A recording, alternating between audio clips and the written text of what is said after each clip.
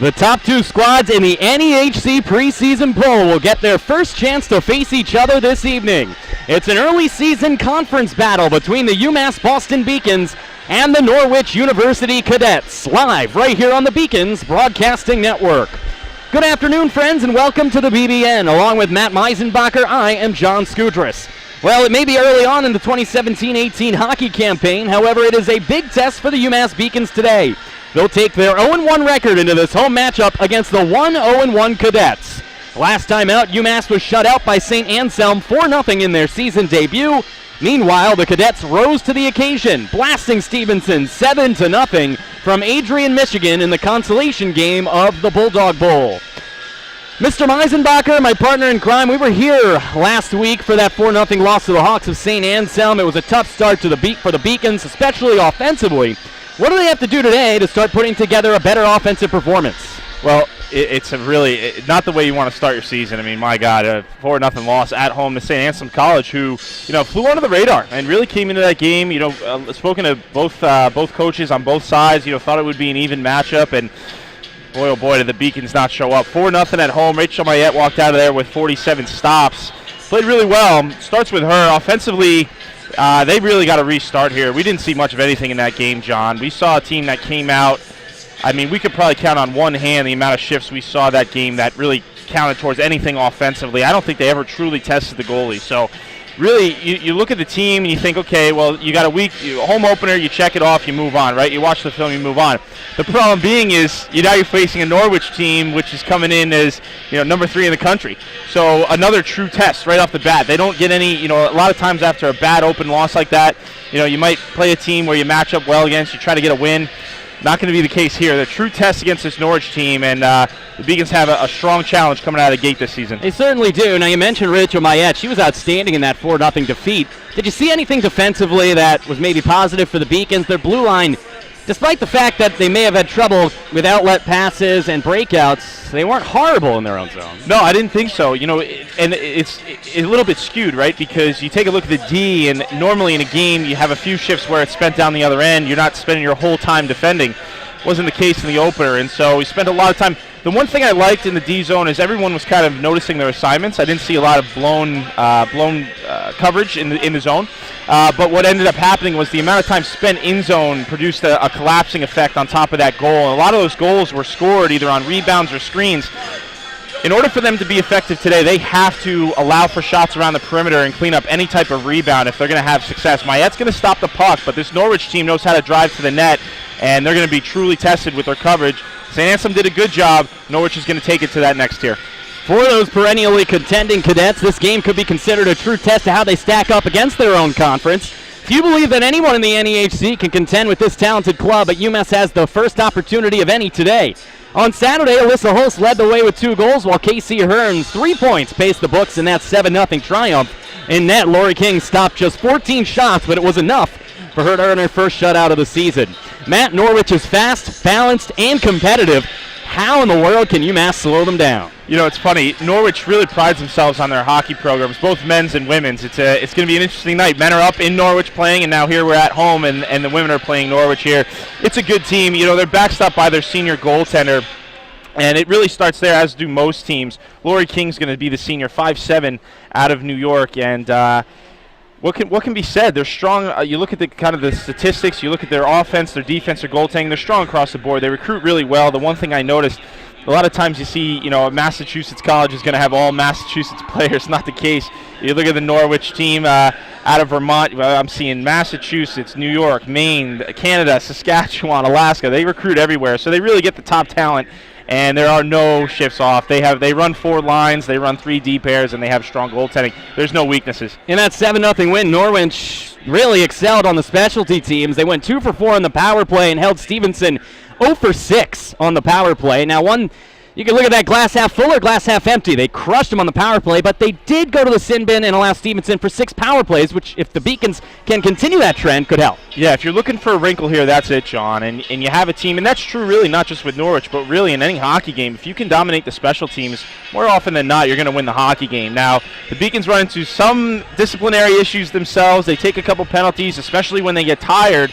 But we've seen this with the Norwich team that, they're a lot of times when you play at such a high level and you play with a lot of speed, certain instances you can get caught maybe on a trip or on a hook if you're a little bit late. So we'll look for that. I wouldn't expect too many penalties today. I think these teams are going to try to get a feel. Norwich is going to come out hard. UMass is going to try to hang in there as long as they can. But if the team can get an edge on the penalty kill or on the power play, it's really going to pay dividends in the long end. Absolutely. It's a heavyweight women's hockey battle from Edward T. Barry Ice Rink, and it's coming up next. The Beacons and the Cadets right here on the Beacons Broadcasting Network. Let's take a look at the all-time series map between these two vaunted rivals, and it's one that unsurprisingly has been dominated by the Cadets, with Norwich winning 13 of 17. The last Beacons win, though, was a big one, a 2-0 win in that NEHC title game 2 years ago. Of course, the Cadets winning last year 5-1 on a Sophie McGovern hat trick. So a lot of the Beacons that are still on the roster have tasted success against these Cadets. And that's why the intimidation factor might be a little less than it normally would be. Oftentimes you see, oh my God, third team in the nation, how are we going to compete with them? Well, in recent memory, a lot of the girls on this roster remember that win against Norwich, the 2-0 shutout. So they know they can beat this team, but they also know what they have to do. It's a tall task. If you're going to come in here and challenge this team, the margins for error are super slim, super small. And what I saw last week, they got to do a lot better tonight. Let's take a look at the team stats for these two squads. Of course, as you take a look here, not a whole lot of sample size to look at. Just one game for the Beacons, 2 for the Cadets. Of course, the Beacons have no goals because they got shut out in their opener. The power play percentage and the penalty kill percentage will need to improve as well. Just 9 shots in that 4-0 loss last week to St. Anselm. Meanwhile, look at the Cadets. Almost everything there looks perfect. Goals per, goals against, specialty teams, shots per. Just by the numbers and on paper, it looks one-sided. Never want to have a game played and 0 goals. That's never good in any circumstance, and obviously the Beacons are going to look to change that tonight. Also bring that goals against down. It's a little bit miscued. I think Rachel did a lot more than having that 4 goals against GAA. She played really strong, and I thought that game probably should have ended in a 1 or 2-0 final score. Ended up being a 4-0 score, so she's a fully capable goaltender. Her numbers will come down to where they need to be for this season as the season progresses. Let's take a look at the individual leaders for both of these squads. For the Beacons, the individual leaders are from last year. Kaylee Beauregard led the team in goals. See there, Brown, Moritz, and Harris all tied with 8, and Kat Armstrong led the team in assists. She is no longer with the club. And then you look at Norwich, just 2 games. They've got numbers that compare pretty well to what the Beacons did all last season. Yeah, boy, are they well-rounded. You look at how many different names you see there on the scoring sheet, and they know how to share, and they trust each other. That's the key there, John, is they trust each other to finish plays. There's not 1 or 2 players out there where we say, okay, let's lock on and make sure we have coverage there. Like I said, it's 4 lines, and anybody on this team can score at any point in time. Let's take a look at the goalie matchup between these two foes. Beginning with our player to watch, Rachel Mayette. A UMass Boston player to watch is sponsored by Puritan Pizza. Located right on Morrissey Boulevard, Puritan Pizza uses only the finest and freshest ingredients, and it's right there, number 30, Rachel Mayette, an NEHC All-Conference honorable mention as a sophomore, 35 save shutout in that NEHC title victory over Norwich. So she's tasted success as we take a look at the goalie matchup where Rachel takes on Lori King. What sticks out to you here? 2 seniors. Who's going to blink first? Fully capable. A lot of games played. They know what to expect. Nothing new here. Beaconville can be a tough place to play. You take into account the long road, the travel that goes into consideration. This team came in today. Might have a little bit of road legs to start this game, but the 2 goaltenders there you see fully capable. We're going to go to a quick break here on the Beacons Broadcasting Network. When we come back, we'll have the starters for this one in the opening face-off between number 3 Norwich and UMass Boston right here on the Beacons Broadcasting Network. Paris changed my life, and I got there through UMass. Those very specific seminal moments in Paris. The subway. A man in a tuxedo walked in, and a woman in a long gown. And it was stunning. It all hit me. It was like a lightning bolt. There was this world of beauty and style that I wanted to be a part of. That was the beginning of the journey. And that all came through the University of Massachusetts. And that was really a key moment for me. That's one of those moments you never forget.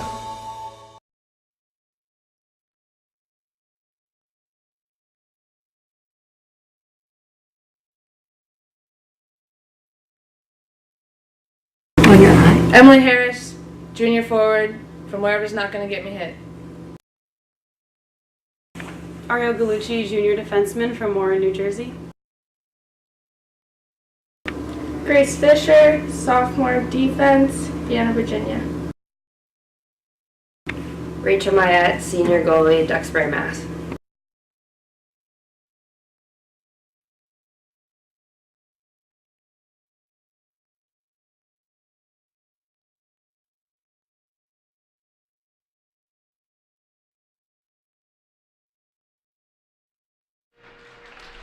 Welcome back to the Beacons Broadcasting Network. The anthem has been played. We are just about set for the opening face-off. Before we do, we'd like to thank our sponsor, Applebee's, for sponsoring the women's hockey campaign here in 2017-18. Come in after the game for half-priced apps. 9 p.m. to close, only at Applebee's. The starters for UMass Boston, you just heard them introduce themselves. Let's take a look at the starters for the visiting Norwich Cadets. Ranked third in the country, coming on in at 1-0-1. Bryn Levy leads the way as the top-line centerman, although they have a couple of great centers on the roster. She centers Sophie McGovern and Amanda Conway. The blue liners, Kim Tilbury, Carly Mangis, and Lori King, as that will be the lineup for Norwich, coached by Mark Boulding in his 11th season. Assistant coaches Molly Fitzpatrick and John Guiffre, as this team gets set to take on a UMass Boston squad that, as we take a look now real quick at the keys to the game, comes into play 0-1. And as you look there, establishing an offensive presence early, probably pretty critical. Yeah, out of the gate. You got a team that traveled quite a ways to be here and take advantage of those bus legs. You know, for those that haven't traveled on a bus for about 4 hours to Norwich, there's not a lot you can do there, John. You got to kind of sit and just wait out the clock, and oftentimes your legs are a little sluggish to get the game going. I'd imagine, as the Cadets emerge early with possession off the face-off win by UMass Boston. This one siphoned around the end board, swatted back around there. Nice play made to get that one towards the front of the net by number 10, Adriana Rossini. The Beacons do maintain possession and move it out of harm's way, as dumping that one down was Emily Harris. UMass Boston coming in 0-1. They got shut out 4-0 by St. Anselm a week ago. Meanwhile, the Cadets of Norwich 1-0-1, including a 7-0 win a week ago against Stevenson, as Harris inadvertently trips up Samantha Benoit, a freshman from Bow, New Hampshire. Meanwhile, this one siphoned around the near side boards at the red line, gets through number 17, that is Jessica Perencini. Meanwhile, a bit of a collision on the far side boards. Both teams trying to feel each other out early, a minute into the game. Yeah, and Beacons almost had a chance there. That cross-ice pass went under the blade, and going to get an icing here.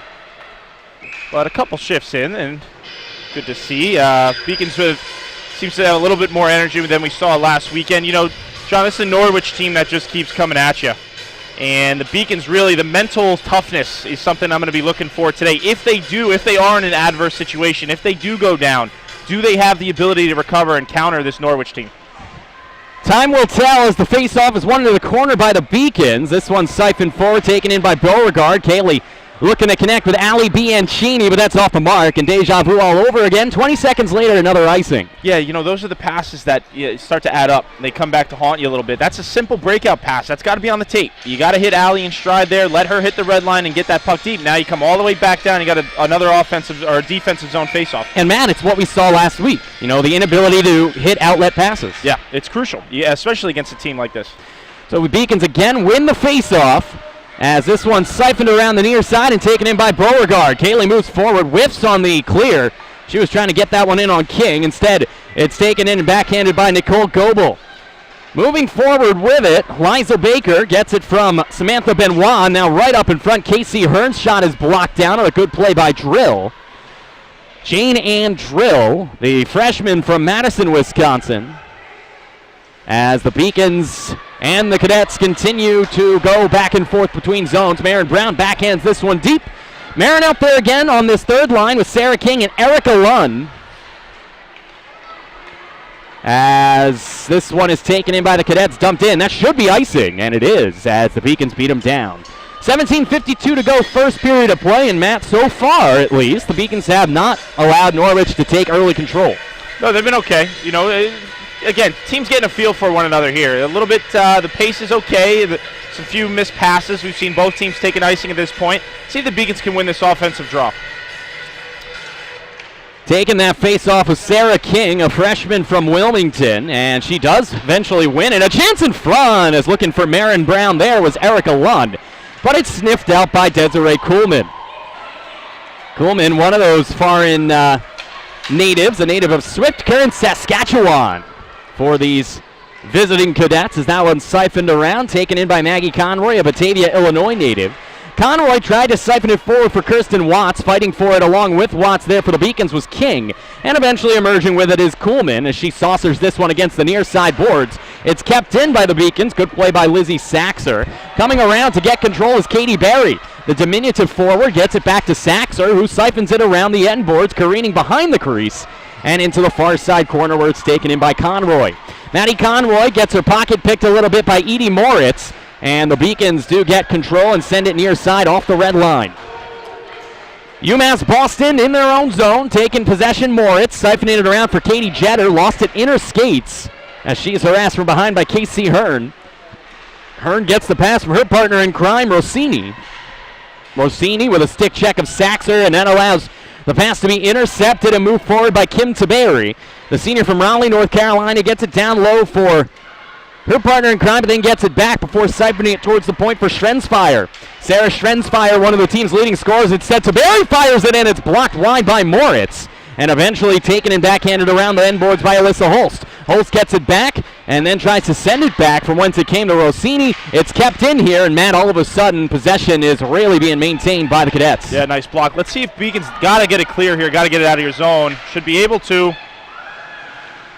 And they do. Finally they do, and able to maintain possession there was Parent, but no one was home as the Beacons needed a line change desperately. Yeah, that puck has to get out. If you're going to keep, yourself in the game, doesn't matter who you're playing, you get a chance to clear it out of your zone. You've got to hit that red line. We didn't see that last game. Already saw it here tonight. Nice effort made there on a play by Jane Morrisette, who, as mentioned last week, is coming back from injury. Coming on into the attacking zone is Sophie McGovern. The sophomore from Hermantown, Minnesota, puts on the brakes, but then gets her pocket picked by Morissette. And Jane gets it far side to be taken in by Grace Fisher and cleared. From the red line, D-to-D feed for Benoit. Samantha, one touch off of Amanda Conway's stick. It comes out to Benoit yet again at the red line. She goes far side, looking right back to Conway. And Amanda will dump it all the way in, and they'll get a defensive line change. It's covered up there in the left side of the crease, far side post with 15-13 to go. And we still are tied up 0-0. Beacons put a couple good shifts together. It started with the King line, Lunn and Marin on the wings, and they started off a couple shifts down in that offensive zone for Norwich. Didn't generate too much offensively, and Norwich countered with a few good shifts of their own. Off the Beacons face-off win, taken in by Jane Andrill. She cannot clear. This is what we're saying the Beacons need to get more adept at, is successful clears, but Julia Nolan is able to take it away from Casey Hearn. Beacon still trying to get it out of their zone as Drill double backs around behind the net and tries to go D-to-D to connect this one with Gallucci. But the sophomore from Lancaster, New York is again unable to get it out of the zone. And this is what we were talking about, Matt, the Beacon's inability on breakout passes, and it's continuing to rear its head. Yeah, it's definitely, we'll say, some room for improvement with this squad, and hopefully room for improvement this game. Jane Andrill emerges from the fracas with possession as she dumps this one down off of the glass, however, offsides, as this one will come out to center ice. Yeah, I think actually looks like it just ended up hitting something on the bench. Yeah, that's what I was going to say. I think it went off someone's glove there. So we'll get a face-off at center ice here. So the face-off taken in here for UMass Boston by Sarah King, and for the Cadets by Jessica Pierencini, as King wins it back. And trying to go off the boards was Saxer, but it's intercepted for the moment before being taken back by Sarah King. Deflected off the stick of Jetter and eventually taken in by King. King had Marin Brown, and Marin gets the pass. Marin into the zone, a high-rising soft lob shot that was shouldered away by Lori King, but an early chance for the Beacons. Now coming back the other way is Kelly Madden. Madden, 2-on-2 the other way, takes the shot, sticked away by Rachel Mayette. Taken in the corner by Kirsten Watts. Watts harassed by Jetter, and eventually the puck is taken by Jetter and cleared by UMass Boston. Yeah, nice shot on goal there. Marin Brown with a tough shot. Blocker side high. She was able to get it fired on net, and Beacons with the first, I would say, scoring opportunity of the day. I'd credit that as a scoring opportunity, John. Absolutely, as emerging from Katie Berry with possession was Adriana Rossini. This should be icing and will, as able to beat down Rossini was Arielle Gallucci with 13:23 to go. John, I'm seeing a trend here with the Beacons on their breakout. They're coming out one side, and the near side here towards us, and I'm seeing the Cadets come down. They pressure that. What the Beacons are doing is then turning back, coming out the other side. Now Norwich is pressuring that side. What the Beacons are electing to do is able to go off the glass or direct through to that center. And if you do that, you'll break out. But that pass, that second pass there, has to be on the tape. Otherwise, it's going right back down. Norwich is covering it. Grace Fisher took that shot from the point. That was denied by King. And now here is a successful breakout as Sarah Schweinsweiser tries to go backhand. Intercepted and not cleared. Not a good clear there by Caitlin Parent, the junior from Myersville, Maryland, and a transfer from Utica. As there's a chance in front, comes back to the point, winding up, firing through a screen is Kim Taberi, but it was blocked down in front, I believe, by Gallucci.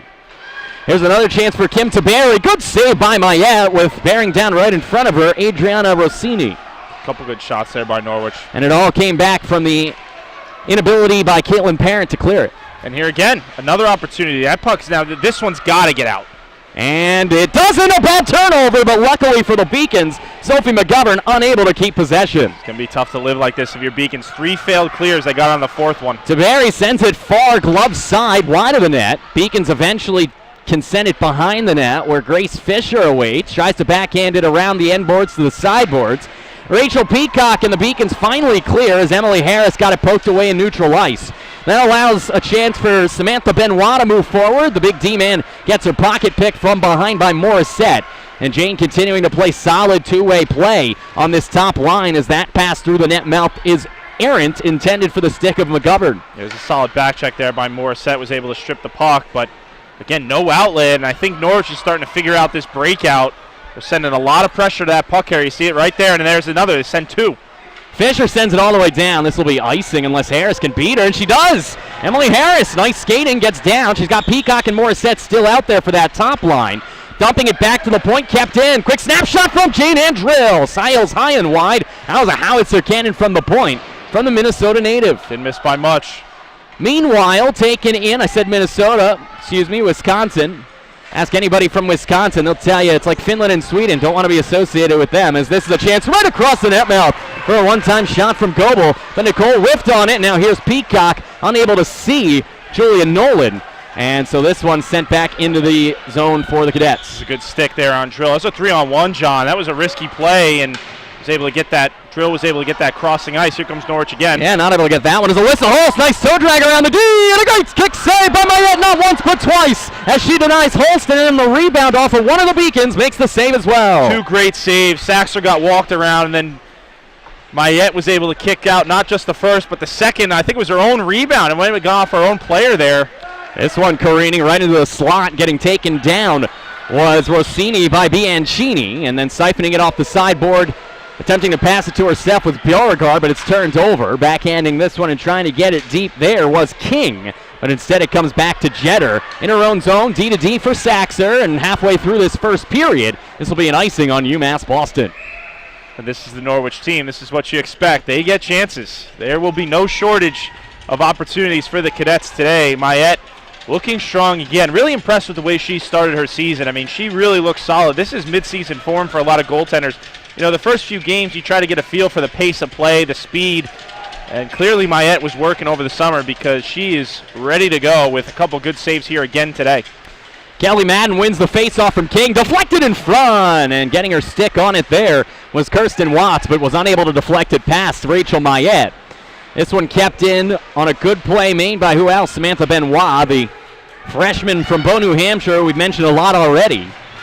And trying to emerge from the fracas there was Sarah King. Instead, it's taken in by Beauregard. Beauregard shot. That one's blocked down. Near side hash marks. Getting it back is Marin Brown. Nothing on that shot. And it's gobbled up and covered by King for a face-off. Smart play, just getting to the net. She didn't have any other option. It's in the middle of the shift. She'll go change. Brown will. And that's a player they need to get going is Beauregard. 14 for UMass.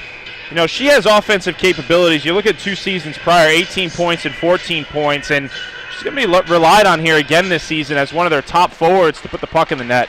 Top line out there for the Beacons as they lose this face-off, and then it's dumped all the way down. Great pass almost. Even better play with the stick to get possession. Drop back in front. Great save. Rachel Mayette. A rebound chance is sent high and wide. Can't believe she missed it. And then poking that one away was Peacock, who's still out there. That shot actually came from Bryn Labby, one of their top scorers from Calgary, Alberta, off the initial attempt by Sophie McGovern. Yeah, and then Conway missed a wide open net. She had Mayette diving dead to rights and just sailed it high, and Beacons are fortunate there. That was a effort there by UMass Boston, unable to clear Gallucci. Meanwhile, backhanded right in front of chance, knocked away. Good play with the stick by Morrisette. There's a shot blocked out in front. Rebound and a kick save on a backhand shot there from Hearn. Great save by Mayette. Not sure she saw it to the last second. UMass Boston struggling in their own zone. All evened up with regards to strength as the Beacons get possession and are able to move it out of harm's way. Emily Harris dumps it in. A line change for UMass Boston. Got to get it changed. Got to get on this puck. Cannot allow Norwich to break out easily here. It's a fourth line for the Beacons as Moritz is out there, along with Caitlin Parent and Katie Barry. As the Beacons get possession, Jane Ann Drill. Drill moves forward through the red line, almost sent it into the bench. Instead, she sends it deep off the carom. Taken in by Barry. Jane Ann Drill pinching in means Moritz goes back out to the point to protect against an odd-man rush. And a power play is coming up for UMass Boston. It'll be their first chance with the extra attacker once it's touched up by the Cadets.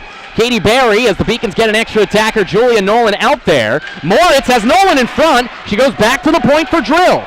D-to-D feed and a chance now for a shot. Deflected in front. Has taken that one from way out at the point was Gallucci. Beacons still have it. Jane Ann Drill into the slot, a shot blocked down, and this one comes out of the zone for an offsides, but the Beacons will head to the power play. I don't think they recognized that they had an extra attacker until Moritz had it out of the corner, and I would have loved to seen her take that puck to the net, John. She was all unattended. Would have loved to seen her go right at the net there instead of heading back out to the D. She had elected to pass it to her D partner there, ended up getting the shot blocked, but had the opportunity. Don't think she realized she was totally uncovered there, John. No, probably not. That's a learning experience. It's still early in the season as the Beacons go to the power play for 2 minutes.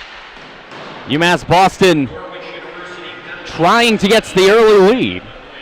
And what's crucial, any hockey player will tell you, when you're on the power play, the first pass out of your own zone is typically the most crucial. There it is. It's 2 minutes for holding as the Beacons are unable to penetrate the attacking zone. Trying to move back with it was Rossini. Got her stick checked by Nolan. Nolan connecting far side for Beauregard, and Kaylee is able to attack and penetrate the attacking zone onside. Marin Brown intercepts that one, sends it around the end boards, is unable to get it deep as Robin Foley is able to clear for the Cadets. Not sure what Brown was looking for on that pass there. Kind of confusing. She had possession, she had time, and might want to settle it down just a bit next time. Beacons turn it over again as coming back to corral this one and an icing on UMass Boston, and that's not what you're looking for if you're Lindsey Berman. Yeah, tough to get an icing on a power play here, but still minute 8, and you know, if you can establish yourself here on the power play, maybe get a few shots, even if you don't score, maybe take some of that momentum. Norwich has done a good job pre-penalty of attacking UMass, and this could be an instance where if you can get a little bit of momentum on the power play, you might be able to turn the tides a bit. 1:08 to go, as you said, and the face-off's won by the Cadets, trying to harass the opposition. That was Bianchini on Conway, was unable to get possession. And eventually, 4 Beacons are able to take it away from Maggie Conroy. 55 seconds left on the 2-minute minor for holding. As the Beacons get possession, I think it was actually Benoit who was guilty, one of their best defenders. Here's Bianchini around the end boards. Alley still with possession. 6:20 to go, first period of play. 38 seconds left on the 2-minute minor. Moritz cannot get possession. It's siphoned around, and the Beacons will keep it in. Jane Ann Drill, backhanded down low, deflecting off of Harris. Right into a good scoring chance there for Moritz, but it's gloved out of thin air by King. I'll take that. I'll take that. Not a bad shot there. A little bit of a weird angle, but she was on her forehand, and being a lefty, it's a better angle than being a righty in that instance. Able to fire it on net, and good save there by King. Yeah, and that's what you're looking for. Just get shots on goal. Can't score if you don't shoot. I believe there was a quote by Rain Gretzky that Michael Scott of The Office took credit for. Indeed, John. You miss 100% of the shots you don't take. as this one is around the sideboards. Beacon's trying to keep it in with 15 to go on the power play. They cannot, as Drill gets drilled by number 27, Alyssa Holst. Beacons now find Jane Drill at the blue line with just 5 seconds to go until Benoit emerges, and Stephanie is now back onto the ice. So the Beacons see their first power play opportunity go for naught. In their last 4 periods now, the Cadets have held their opponents 0 for 7 on the power play. With possession behind the net, Desiree Kuhlman. Kuhlman sends it all the way down. This is icing on the Cadets, so a break for UMass Boston. And here you go. So power play, a couple of opportunities there, and you saw the shot on goal by Moritz, but now you have an in-zone draw with the semi-tired Norwich team, right, coming off the kill, and an important opportunity. You got to have these. King on the draw. She's going to look to win this to her winger here, it looks like. King cannot win it, as you said, as this one is taken and cleared by the Cadets. Instead, coming on up with it is Holst. Alyssa's held there by Fisher. She's still able to get a shot away, and good for the Beacons. No call on that one. Meanwhile, here's Fisher coming the other way. Nice skating as she dangles through. This is not offsides. Here's a chance for King. King, a bad angle shot, and that's a good save from the circle. Coming on in, the puck on a tee. It's got behind the netminder, but not in. A long chance, they score! UMass Boston takes the early lead, and persistence pays off. Matt Meisenbacher. Yeah, it'll be interesting to see who gets this, but I'll tell you what, this is what I was talking about. You get that momentum after the power play, and it usually goes one of two ways. Either the penalty kill team takes it, or if you can follow up your power play with a good shift, you can continue some of that. But I think it's going to be King, John. I think King was the one who finally put it in. We'll have to wait for the call. There was traffic in front, a few shots, a couple good saves by King, but it came off of that shot from the point. And shot was by Gallucci. It was Gallucci from the point, but there was a rebound, and I didn't see it. The goalie looked like he was trying to fall on it, and didn't see who ended up tucking it in. My guess would either be it's either going to be Gallucci and perhaps a Norwich player put it in, or King, but we'll have to get the call here in a second. And I'll tell you what, that's what the Beacons needed, a 1-0 lead here in the first period. Absolutely. Initial speculation says it was King's goal, as Sarah King, that would be her first career goal. Instead, here come the Cadets in, trying to answer as the shot up high taken there by Nicole Goebel. Such a timely save. I mean, a lot of coaches will tell you about timely saves. That's exactly what they're talking about there. You're coming right off of a goal, and Mayette with a partial breakaway gets the blocker up. Huge save by the goaltender. So it was Gallucci who gets credited with it. Gallucci took the initial shot. Not sure if she came in and got another chance, as that shot from the point by Saxer was knocked down. All of a sudden, a lot more pep in the step of the Beacons here, as Julia Nolan and Kaylee Beauregard fight for possession in the corner. Robin Foley emerges with it, gets it forward, taken in there by Miranda Taves. Taves able to connect with Goebel. Goebel dropping it back for Taves. Miranda saucers this one through the net mouth and over the net. Sarah Schrensfire knocks it back behind where it's intercepted by Jetter. Katie can clear, and it's taken back to the point by Desiree Kuhlman. Got to have a quick change here if you're the Beacons. Norwich is already back in your zone. Alyssa Holst is in, as you said. She drops it off. A chance for Rossini with a shot, and that one is waffle boarded away by the netminder as Rachel Mayette continues to play stellarly in her crease. Meanwhile, Harris is able to fist that one out of the zone, but able to bring it right back as Conroy 2-on-1. Conroy going far side, but was unable to connect with the only defender being back, being Gallucci. Meanwhile, there's a chance in front, right in the air, and unable to whip it past the netminder was Schrensfire, as a good attempt at a save by Mayette. A power play coming up for the Cadets. From the point of blast, that one knocked down in front. A rebound careens wide as the initial shot came from the defender Taberi. Taberi now, D-to-D, one-time blast deflected, rebound to the short side, and unable to get her stick on it was Schrensfire. Delayed penalty call here, John. Beacons are going to go. Absolutely. Beacons continuing to struggle here in their own zone, and they will finally, mercifully, touch things up with 2:57 left. Yeah, Morrisette's going to go. And what a counter by Norwich. I'll tell you what, you give up a goal, and that's the type of shift. I'm sure the coaching staff for the Cadets is going to be quite happy. You come and just totally pin down the Beacons in their own zone, cause them to take a penalty. Morissette's going to go on the cross check in front of the net. And an opportunity here for Norwich to answer a little bit of their own here with a 2-minute power play. Face-off won by the Cadets in the Beacon zone. With possession, dropping that one down Conway. A chance right in front with the net. Open right in front with Mayette not seeing it. And unable to poke it through was Conway. Conway D-to-D Foley. Foley takes a shot. Great kick save. Moving laterally by Mayette. And the Beacons can clear. Boy, she's seen the puck well. Man, is she seeing the puck well. I mean, her tracking ability is on point right now. You saw that kick save right against the wall. Solid rebound control allows Bianchini to clear. And now here they come, a chance, nice look, high-rising shot, high and wide off the stick of McGovern.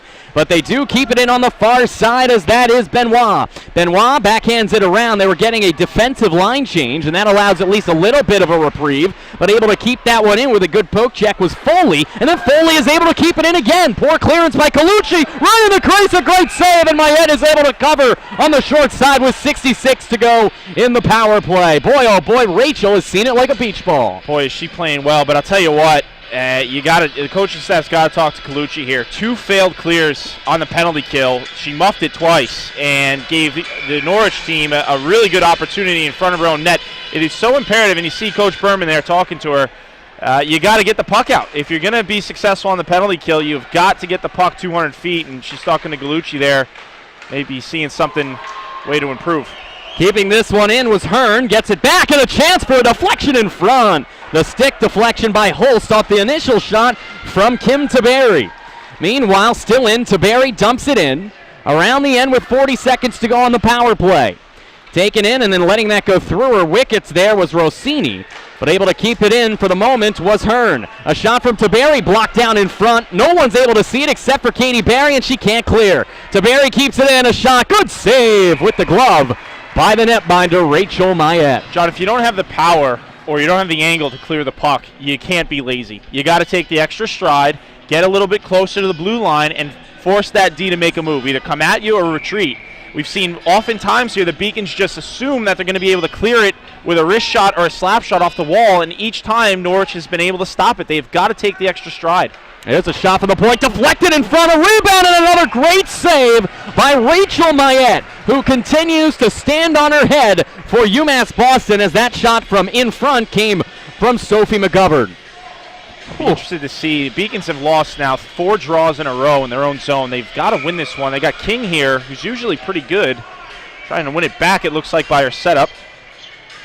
And another face-off win, as you said, and able to keep that one in was Foley. Foley shot deflected in front, or at least almost deflected by Benoit, but a good save by Rachel. Meanwhile, back to the point, Foley drops it down low, overskating it, Bryn Labby, but she's able to get it back with 60 seconds left in the first. Power play is now over. Beacons trying to get a man out. Instead, there's a chance from point-blank range on a shot from Conway that was blocked down in front. Still down is one of the Beacons, that's Gallucci. Beacons trying to clear now, with strength evened up, as able to keep it in. Here's Benoit's shot deflected wide. A chance and a good stop there for Mayette. Puck still loose behind the net, and with a couple of players tumbling down, it careens out to the near side corner with 30 seconds to go. Marin Brown, instead of clearing, dumps it back. Smart move as she gets it to Drill, and this one's deflected by King and taken at the red line by Benoit. Beacons got to get a change here. Norwich just changed. They got a tired team on the ice. Here comes Norwich. Miranda Taves dumps it in, chasing after it Nicole Goebel. Goebel backhander to Taves with 12 seconds left, right from the net mouth, and Rachel tried to poke it out of harm's way. Instead, there's a shot from a good angle from the slot, and that one's wide of the net on a blast there from Goebel. 3 seconds to go, and as the Beacons pin it up, that's King. This period ends with the score. UMass Boston 1, Norwich Cadets nothing. However, a late flurry, including the power play by the Cadets, and it could have been 1-1. Matt, your observations. Thank your goaltender. Shouldn't be a 1-0 hockey game for the Beacons by any stretch of the imagination. I'll tell you what, and that's hockey for you, John. You know, Beacons capitalized. They were able to get one, but we saw there, oh my God, what, for the last 5 minutes or so, all Norwich. And you've got a goaltender in Mayette who's just playing on top, out of her mind right now, on top of the world. She's seeing everything. She's making great saves. I like her lateral movement. She's tracking the puck well. She's throwing her legs. I mean, she's doing absolutely everything she can to keep it scoreless. Now, a couple things for the Beacons. Got to get the puck out. Oh, man.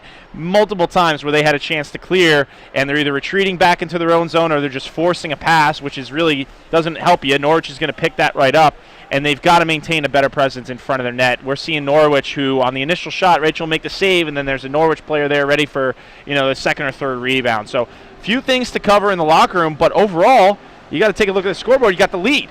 So some positives there for the Beacons. I think definitely some things they want to improve upon, and they got to stay out of the box. This Norwich power play looks pretty good. Looking back at the goal, which they credited to Gallucci, a fantastic effort, not just by her, but everyone on that shift. You had the puck that was on a second or third chance teed up in the slot for her. She hammered it home. Great save by King, but the persistence paid off. Now you kind of want to see a little bit of that persistence echo back in their own end. Yeah, on the goal, the thing I liked is they had really good coverage. Gallucci had a clear shot, decided to wire one, and King, I would say, probably got 75% of that puck. The puck was loose behind her. Now, again, I don't know if that my guesstimate is that maybe it went off a Norwich player on the rebound. I didn't quite see it. But there were Beacons there in coverage. Someone else would have picked it up more than likely. And so you see that, and Norwich is doing the exact same thing down the Beacons' end. Now the only difference is they just haven't been able to capitalize. But you're seeing a team both teams really, that are no problem taking shots from the point, trying to allow for some rebounds and have somebody there with the presence of mind to jam it home. Right now, Norwich is doing a really good job in front of the Beacons' net, and I'm surprised Morrisette has just had an answer for everything so far. UMass was outshot yet again through the first 20, but they are up 1-0 where it counts on the scoreboard. Folks, this first period intermission show is brought to you by Current Solutions Electric. With over 20 years of experience, Current Solutions Electric is more than just an electrical and telecommunications contracting company. Current Solutions provides a total project management approach tailored to each and every client.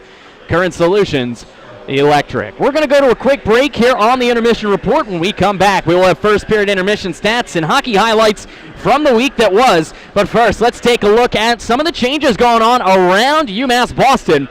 And that's not just with dorms and parking lots, folks. It includes a brand new women's hockey locker room. That's right here on the Beacons Broadcasting Network.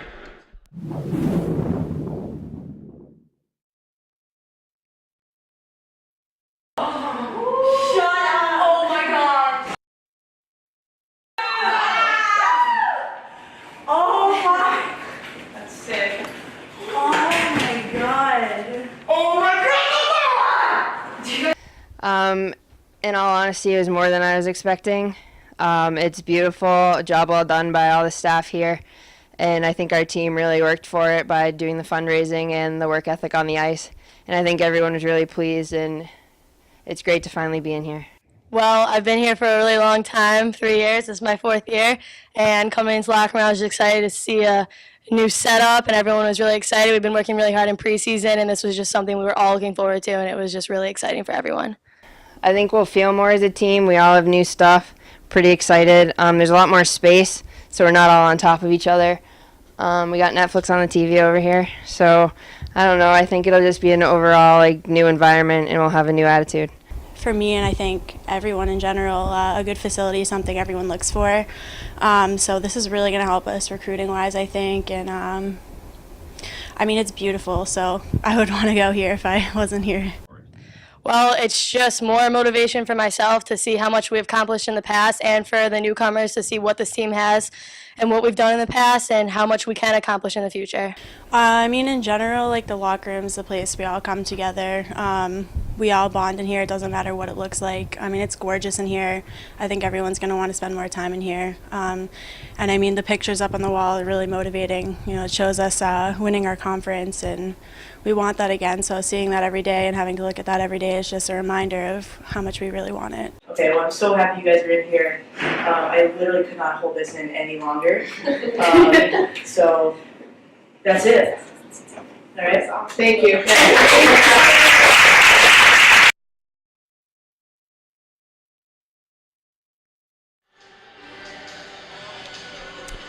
Welcome back into the broadcasting booth. John Skudras along with Matt Meisenbacher. And Matt, as we take a look at the first period statistics, brought to you by PS Gourmet Coffee. With 3 locations in the Boston area, PS Gourmet offers over 100 flavors of coffee, with each made with fresh brewed coffee.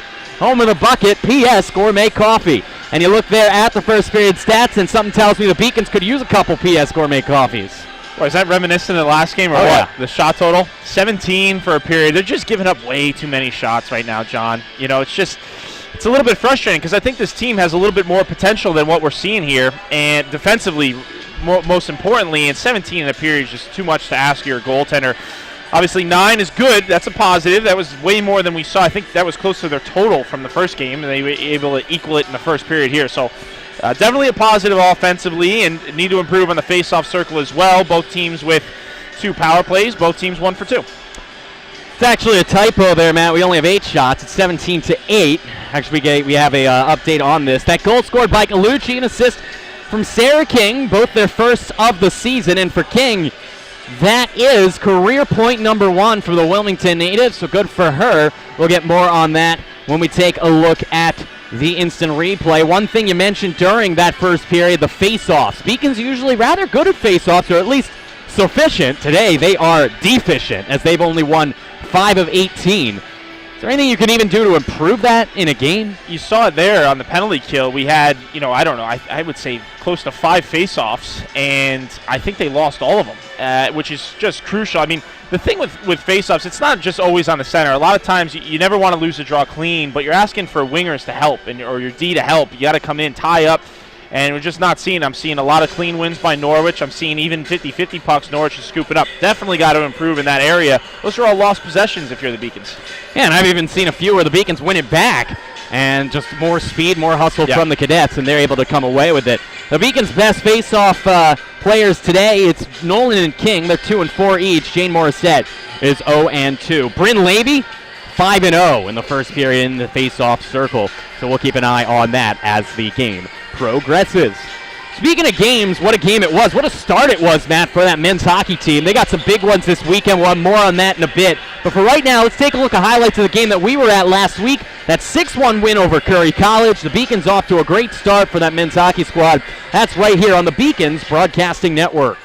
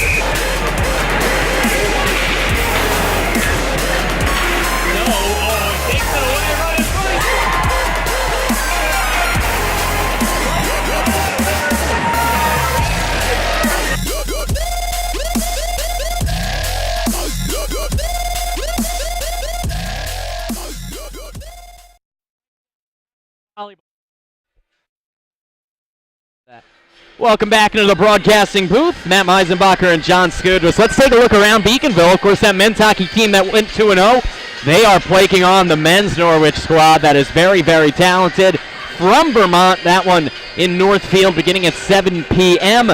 And tomorrow, number 1 volleyball team hosts Keene State, the Owls, in the LEC title match. That is tomorrow at 1. Coverage beginning about 15 minutes prior right here on the Beacons Broadcasting Network. Let's look at the NEHC scoreboard. And the UMass Boston's rivals dueling today. We'll try to get that on the screen. There it is. University of New England in the Battle of New England, beating NEC 1-0. That one in the first period. Southern Maine is heading to Plymouth State to take on the Panthers at 6 p.m. And Castleton is at Salve Regina at 7 p.m. Eastern Time. Let's look ahead to see what's coming on up for this women's hockey team in the coming weeks. You see they are on the air tomorrow at 1 p.m., Matt Meisenbacher, as the Beacons take on Castleton. That should be a great one. Of course, Castleton, a team in the conference the Beacons really need to get a win at, especially if they win today. And then next week, a couple of road matches at USM and UNE. Without further ado, let's take a look at the highlights of the first period. And Mr. Meisenbacher, a lot of good play from Rachel Mayette. Yeah, you're going to see a lot of saves here on these highlights from number 30 in the Beacons net. And boy, oh boy, one of the major reasons she's, keeping this game a 1-0 lead is her ability to track the puck, John. You can see here, I mean, these are some grade A scoring opportunities. That's a nice drop pass, a great play by Norwich, but that's the one they shed. That should be 1-1. Here's the goal here, and we'll take a look. Gallucci's going to come in. We'll see her slap it here, and then I'm not sure where it goes. See, I'm almost wondering, I think that's got it. Is that Gallucci on the rebound? Okay, so Gallucci got her own rebound. Hey, credit to her. I'll tell you what, not often you see a defenseman take a slap shot and then gather the rebound and able to score, but other than that, it was pretty much all Norwich out after that, and you see here just a lot of traffic in front. We saw at least 2 maroon jerseys every time there was a shot, and Rachel's just done a really good job not only of making that first save, but following it up with a multiple save effort thereafter. And the Beacons really got to we're seeing that collapsing effect again, John, where they feel the pressure and they collapse onto their net. You just give so much room for the opposition to work with. If you do that, you got to find ways to corral those pucks, get them into the corner, and allow your forwards and your D to get that puck out. Absolutely. UMass Boston, despite being outshot 17-8 in the first period, are winning 1-0 with 40 minutes to go in regulation time. Well, we've got a couple of minutes left. First, we'd like to thank our sponsor of the women's 2017-18 hockey season, Applebee's. Come in after the game for half-price select apps from 9 p.m. to close, only at Applebee's. We're going to go to a break here. Let's take a look at highlights of volleyball's Thursday night 3-1 LEC semifinal win against Plymouth State, with their championship affair coming on up in less than 24 hours. That's up next, right here on the Beacons Broadcasting Network. Eileen Shee, the junior from San Francisco, serves for the Beacons. First swing for Claire Spohr, blocked down. Maslak sets it up. Big swing, and Amelia Shepievska has the kill. Carson Commons scrambles for the set. Rachel Maslak drills it. Partially blocked. Commons to the outside. Maslak, boom! To the center, Spohr.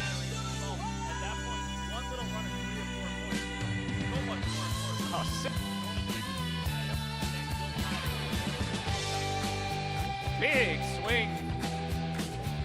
Set up by Bailey to the outside. Big swing, and Bowers hammered him. Accent. Shepievska. Very close. Up, still a gate. Shepievska hammers this service off the rafters and down. Beacons take the opening set 25-20. Right there, the team lead assistant to head coach Colby Boyer for the pass. Bianco scrambles to the corner. Maslak up top. Gibbs off the block and down. Set up by Bailey on the outside. Bowers has it dug out by Bianco. She answered. Into the middle. Shepievska. Looking at the coaches, all of them so stressed out, hunched over, their faces wide. It's really fun to watch just how intense the coaches are in this fight. In the middle. Down it goes. Francie Schaefer finishes off the second set for Plymouth State. From the back. UMass Boston getting set to take on Norwich here in the second period of play. Both teams back onto their respective sides of the ice. We're about half a minute away from the second period of play from Edward T. Berry Ice Rink in Clark Athletic Center Ice Arena. And Matt, we already analyzed the first. We're ready for the second period. The Beacons, as we know, need to be crisper offensively, but more especially in their own zone defensively. I would love to see them, if the pass isn't there, use the glass, use the boards. There's often times you feel like you've got to make a direct pass, and a lot of times your best play is to put it into an area where you maximize the chances of your forward, your wing, to get there before the opposition. I haven't seen a lot of that, and I would love to see, especially in their own D zone when they're feeling that pressure, rather than curl and drag it and curling back into their own zone and trying to go out the other side, just give it a little chip off the glass, see what happens. Schrensfire won the face-off back to Benoit. She gets it back into the attacking zone, blocked down smartly there by Gallucci, and then it comes right into the slot where it's picked up and siphoned off the sideboards by Peacock. It is out of the zone, and the Beacons are able to clear early on. That's exactly what you mentioned. Use the glass. Yeah, right there. You don't have to be subtle about it. You can hit it as hard as you want, but as long as you get glass or boards, you'll get it out of the zone. Let's see if they can break out here. Not so much. Peacock turns it over. It's kept in the zone, and here we go. Cadets in the offensive zone. Schrensfire gets tripped up. No call. As Harris backhands this one, looking for Peacock instead Gallucci, and she will send it to the far side. Almost too many men on the ice. As able to hop over that was one of the visitors, as this one is decked right out of the offensive zone for UMass Boston, as a good defensive play will lead to a power play for the Norwich Cadets. Yeah, they're going to be right back on the power play. We saw what it was capable of in the first period, and now here we go again. Another penalty, and Rachel Peacock's going to sit for 2, and not even a minute in to the first period here. Beacons are going to be shorthanded again. Absolutely. 2-minute minor to Peacock as she goes to the sin bin. Julia Nolan will try to win the face-off. She cannot, as winning that one back was Labby. And now here we go as the shot from a pass actually short side to be taken in by McGovern. She siphons it back down low towards Manges. Manges back to McGovern. Now Manges takes it from whence it came. Here's a chance sending it right in front. Rachel makes a save. Rebound is sent wide on a chance from Sophie McGovern. Norwich is going to end up scoring on one of those. Beacon's got to do a better job of clearing out. Waffle boarded down off the initial shot. The rebound is stopped as well by Mayette off that shot coming from number 17, Bryn Labby. And now here's a clearance for Bianchini. 2-on-1 as Allie moves forward. She's got Nolan and passes it behind her. Yeah, tough pass there. The pass isn't there. Would have loved to seen a shot. Here's Conway now into the attacking zone. Good stick by Gallucci. Pokes it out of her grasp. Souls her down at the very least. Bianchini can't clear. Kept in for a chance for Labby. Labby on near side as she was looking for Benoit, but none able to get her stick on it was Samantha. Sending it far side. Great stick in the passing lane by Gallucci. As she poked it away. And there's a chance short side. Good save made by Mayette. Not sure that one ever actually made its way into a scoring angle. As Benoit from the blue line shoots it in, deflected in front. Good save off the deflection by Miranda Taves. That read by Gallucci was just all experience. Knew the pass was going to be coming, waited for it, put it into the corner with her stick. Great play. Schrensfire behind the net, tried to connect there with number 27, Alyssa Holst. Instead, it's taken and cleared all the way down by Gallucci. And with 20 seconds to go, that's a big clear for UMass Boston as they get some fresh legs. A much more, not sure what that was there. That was an interesting play, but a much better penalty kill for the Beacons. And we saw they're able to get that puck deep, able to block shots. Their zone coverage was better. Here goes Morrisette. And here is Jane Holloway, a breakaway! She going forehand, backhand on the Deacon, missed wide of the net, short side. Missed it on the backhand. Thought might have had it. UMass Boston with a shorthanded opportunity. Jane Morrisette looking for her first of the year and just her third since 2015-16 due to injury. She's played in just 7 games since that time frame. You saw that speed, was able to break into the zone and might have just gotten under it a little bit on the backhand. Peacock able to get around the defender. That was Foley, but instead it's taken by Carly Manges, and Carly goes right through the Beacons' forecheck like butter, and it's dumped all the way in as Fisher delivers a blow, and that will cost the Beacons 2 minutes. You're not allowed to check in women's hockey, and she load the lumber on one of the cadets. I think that was Maddie Conroy. Yeah, it was Conroy there behind the net, and Beacons going right back on the penalty kill here. Looked good on the last one. They were able to almost had a scoring opportunity there on the 2-on-1, Bianchini, but did a good job in their in-zone coverage. Were able to get that puck 200 feet a couple times, had a few block shots, and see if they can replicate here. Would you call that a bad penalty? You know, it's tough. It really bothers me that there's not checking in women's. It makes the game really difficult. That's one of those instances where, I think you got 2 players that are just aggressive and going for the puck there, and it looks like a check, so it's called as a check. But really, there's no harm there. It's not like a hook or a slash where you're really interfering with the player. It's just contact in hockey. Hockey's a contact sport, and it's unfortunate, but it's the way it is on the women's game, and it's going to get called. Rachel Mayette made that save as the Beacons shorthanded for the second time here in the third period. We're only 4 minutes in, as unable to get that out of the zone was Drill. Keeping it in for the Cadets for the moment as she drops this one down to Taberi. Taberi got it down low, right into the slot, and unable to get good one on it was McGovern, and the Beacons unable to clear on the first effort, but Bianchini does on the second. Good coverage. Good coverage. Bianchini right there. The initial one got blocked, and she was there to recover. Was able to send that all the way down. A little over a minute left, about a minute 10 left, and good read there by the Beacons. Gallucci deflects it with her skate. It careens back towards Jane Ann Drill. She's double-teamed and turns this one over.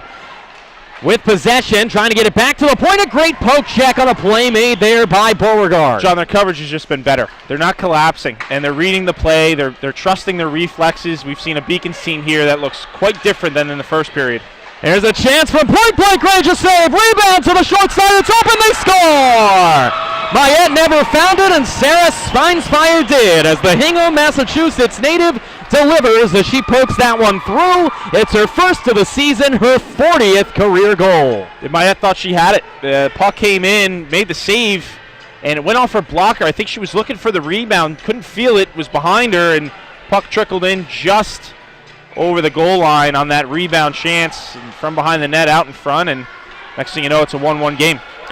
So Shara Sprenspire delivers, the native of Hingham, from Alyssa Holst, and it's 1-1 on a power play goal for the visiting Cadets. Beacons trying to bounce back as Gallucci gets over-skated, and now here we come the other way with a chance. Here's Madden. Madden got poked away from a good shooting angle. Good play defensively by Fisher. And Gallucci swats it around, careening towards the corner boards. Now on the short side boards is taking it in and putting the brakes on there was Madden. Kelly dumps it into the corner. Fighting for it is Jessica Pieracini. As Pieracini turns it over, Beacons trying to get out of the zone. Moritz cannot, and the Beacons are finally able to get it at least to the blue line. Now Moritz will backtrack her way out. Beacons love to backtrack instead of dumping it deep, as that's a strategy they have imposed now for a couple of years. Barry will backhand it into the zone and then go down. Fans want to call. Referees don't agree. Meanwhile, Beacons get it over the zone. Here's a chance for King. King already with an assist today, got through the defense. Sarah all alone down there with Katie Barry. Barry now into the action as well. King puts it right in front. A great save made from point-blank range on a blast from Erica Lunn. Erica Lunn all alone in the slot, and a great effort there by the Beacons out of the corner. And you love to see that. Hard work, and it paid off. Puck came out into the slot. Erica Lunn all alone. And a great save by King. No rebound. Still a 1-1 game. Erica snuck out there. Nobody saw her except for Lori King. Made a great save. She came off the bench, John. I think that's how she came in untracked and went right to the front of the net. Now here coming back the other way. Good save by Mayette on the shot there. Wrapping it around. Open net. Great save. Rachel Mayette. Somebody get her a Vezina trophy because she's playing lights out this afternoon. Well, just the tracking ability again. And a rebound. She lost it behind the net. It was just to the side, just to what would be her left side. Went around the net out in front. And my goodness, what a save. We'll bring that right back to you. We'll get you that replay. That lateral coverage, is just, it's incredible what she's able to do and how fast she's able to pick up the puck and get to the other side, wherever she needs to be. The glove and the pad were there. What a stop. We've been seeing it all year. 2 games in, and this girl looks like she's ready to play. Get to the replay of that, the next whistle. Beacons trying to keep this one evened up in their own zone, and Rachel Mayette did a good job there. Meanwhile, Carly Manges, D-to-D far side for Taberi. Taberi's shot blocked down in front. Manges keeps it in as the 5'10" forward of Novelty, Ohio, is at the blue line waiting for that one, but the Beacons are able to possess Jane Ann Drill. Drill pulls it back, drops it for Gallucci, who just whiffs on it again. That's the third time as she whiffs on an outlet breakout pass, and it's a turnover for Schrenspire. Here's a chance. Good shot. It's the post. It went wide as that shot came from the stick of Taberi. These turnovers are just killing the Beacons. That one from a tough angle. Mayette didn't see it. It's because it was blocked down in front. Miranda Taves fighting for it. Beacons pinned in their own zone like they're shorthanded. They're not, folks, as Robin Foley sends that one in. Good save by Mayette. Fighting for it, Taves. She pokes this one, and a chance now from a behind the net to get it forward, as that one's wrapped around by Taves, but no one was home. 12:26 to go, second period. The Beacons on their heels here in the first half of this frame, as there's a good save of a terrible turnover by Fisher, as that one is sent wide of the net on the second chance opportunity. That's going to stay in.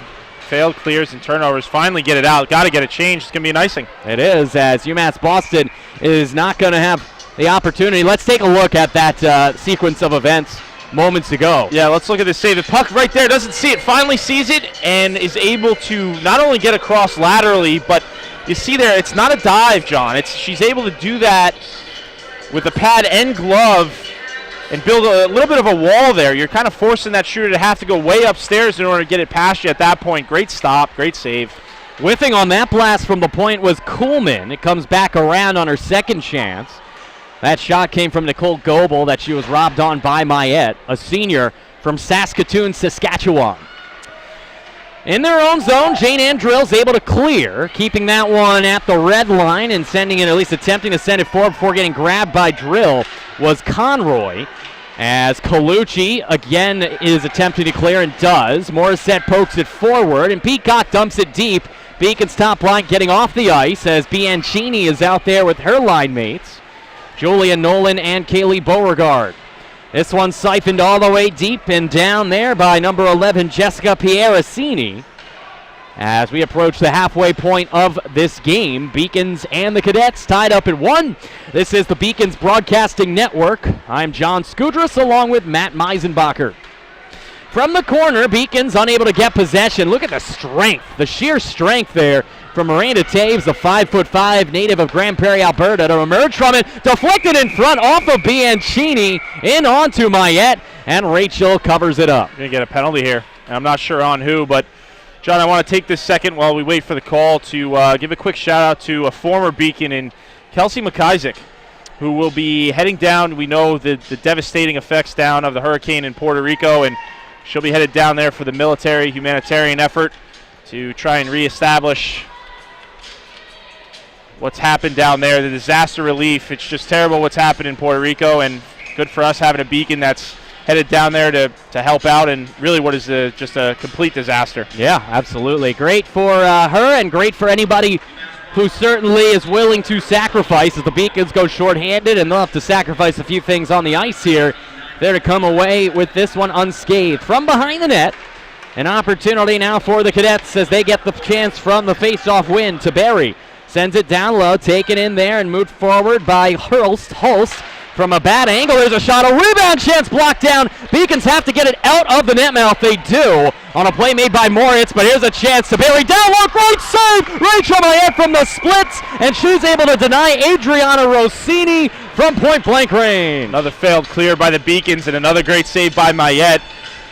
D was able to come in. I thought they might shoot that puck, John, and I was wrong. Went back door. Mayette was able to read the play, get a pad on it, and cover it up. I think it was past her 5-hole in between the pads there, and she was able to squeeze it tight, get the whistle. But another great save. I mean, she's got, in these 2 games alone, John, she could make a highlight reel that would, probably propel her. She'd probably get some NHL looks. Absolutely, as Rachel's been fantastic today.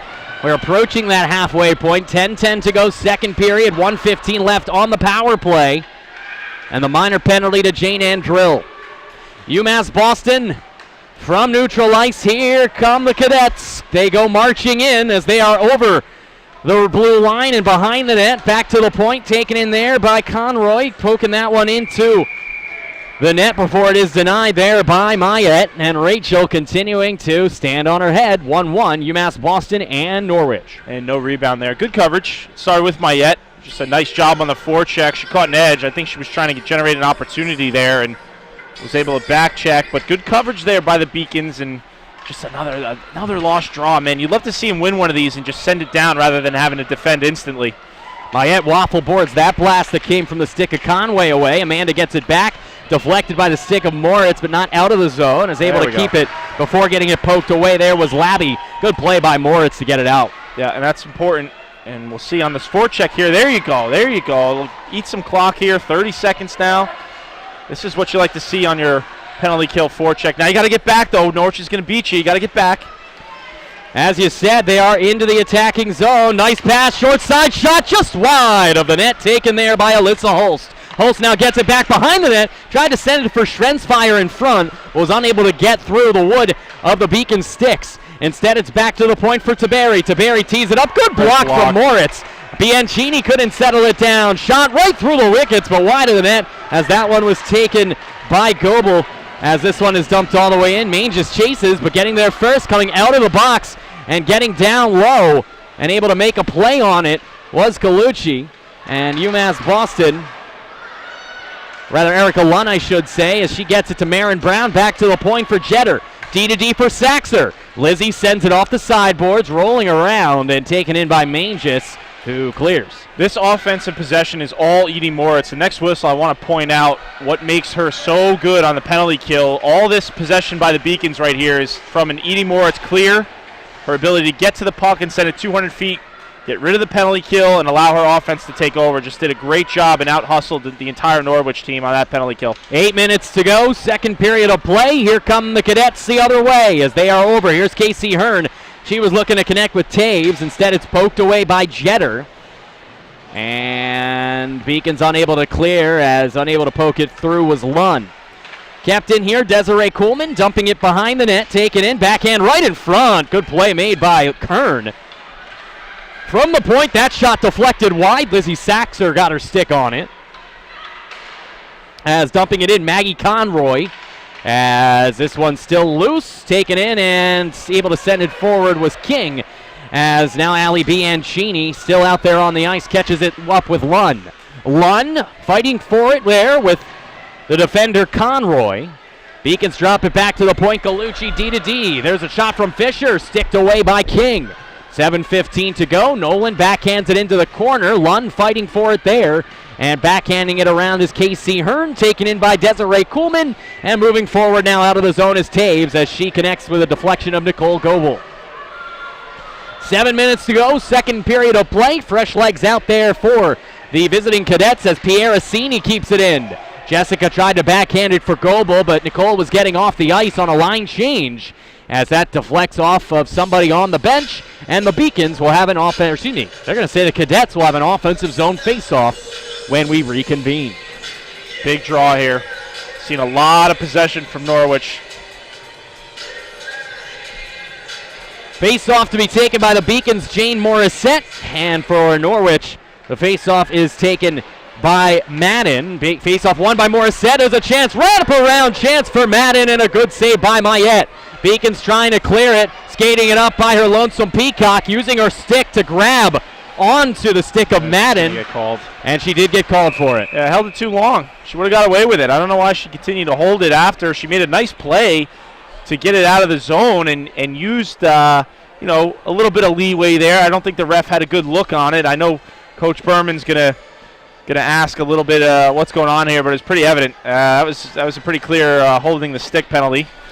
She's probably, I think that's more from a coaching perspective. That's more just, you've seen Norwich get a lot of calls here now. You want to try to get yourself back on the power play. But, the effort's there. And I want to, again, point out, Edie Moritz, if you're going to be successful on the penalty kill, you got to out-hustle them. And I saw at least 2 or 3 times on that last penalty kill where she was waiting, attack the loose puck, and get it out of the zone. She did it 2 or 3 times, and that's really, as simple as it sounds, can be quite difficult. But there you see, almost we were able to get it out there. Almost another failed clear, but you got to get that puck as deep as possible on the penalty kill.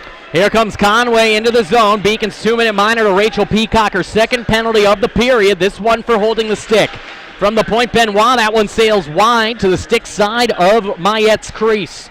From the point, D to D, back to Benoit. Benoit, great diving poke from Jane Morrisette on the pass intended for Foley. You read it, and then you just poke it and get your change. That's simple. That's the penalty kill for you. Nice play by Morrisette.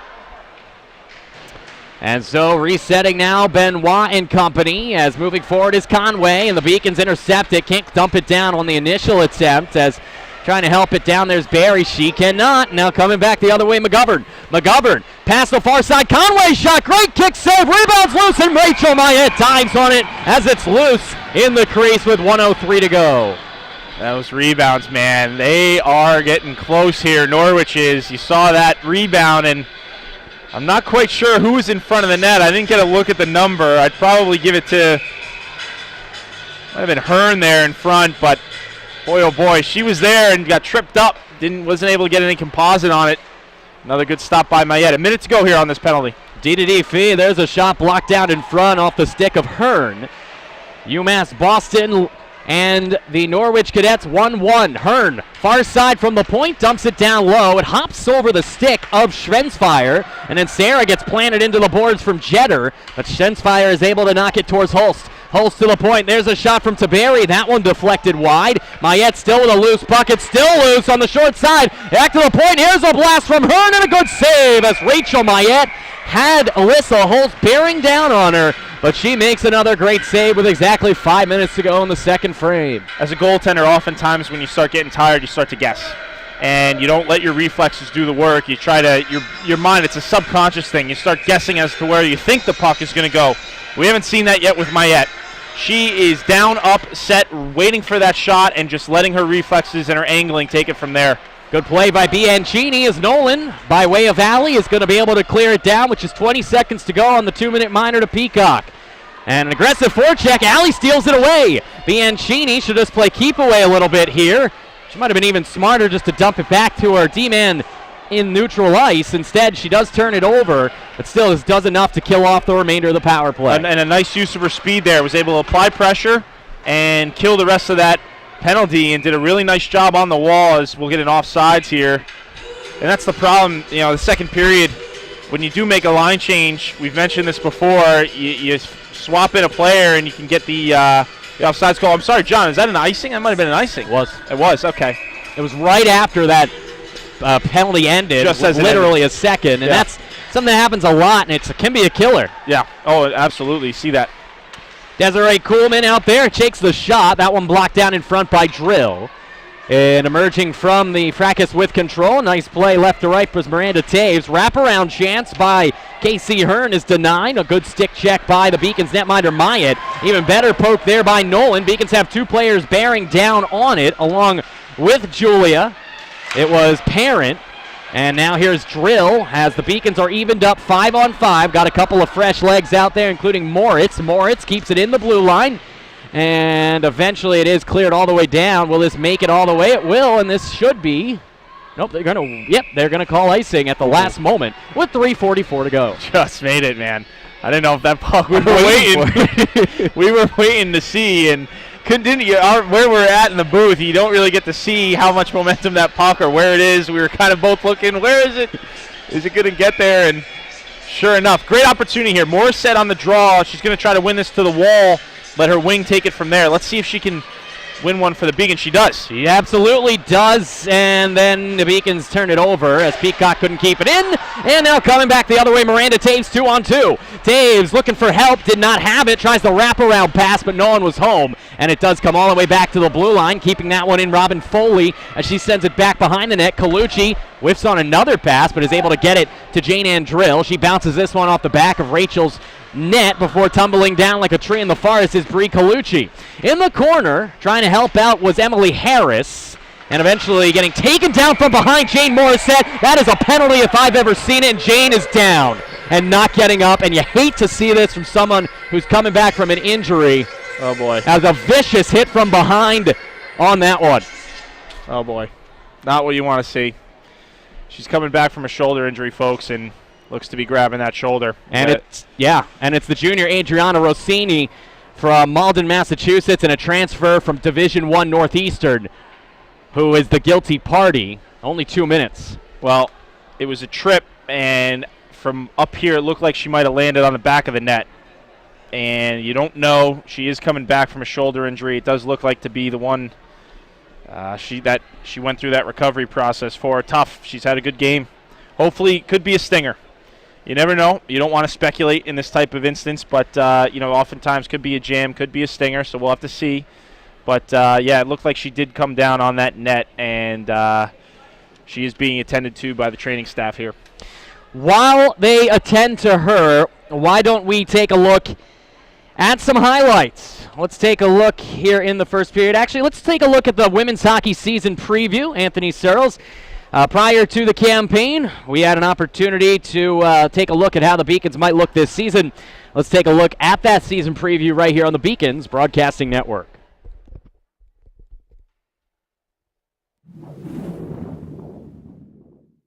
I think I've learned a lot last year, especially being a junior as a captain. And this year I have 3 assistants instead of 1, so I think that really helps and helps me focus on my game a little bit more. And I think last year was a huge learning year, so hopefully as a captain this year it'll just go a lot better and just use everything I learned last year. What helps us the most is having that big sophomore class, and a lot of them stepped up a lot already this year.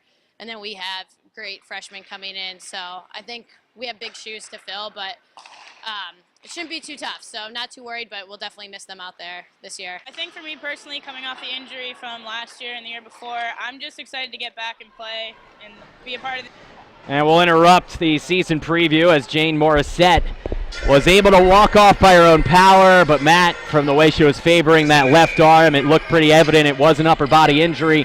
We don't want to speculate, but she did have shoulder injuries that kept her out of most of 2 seasons.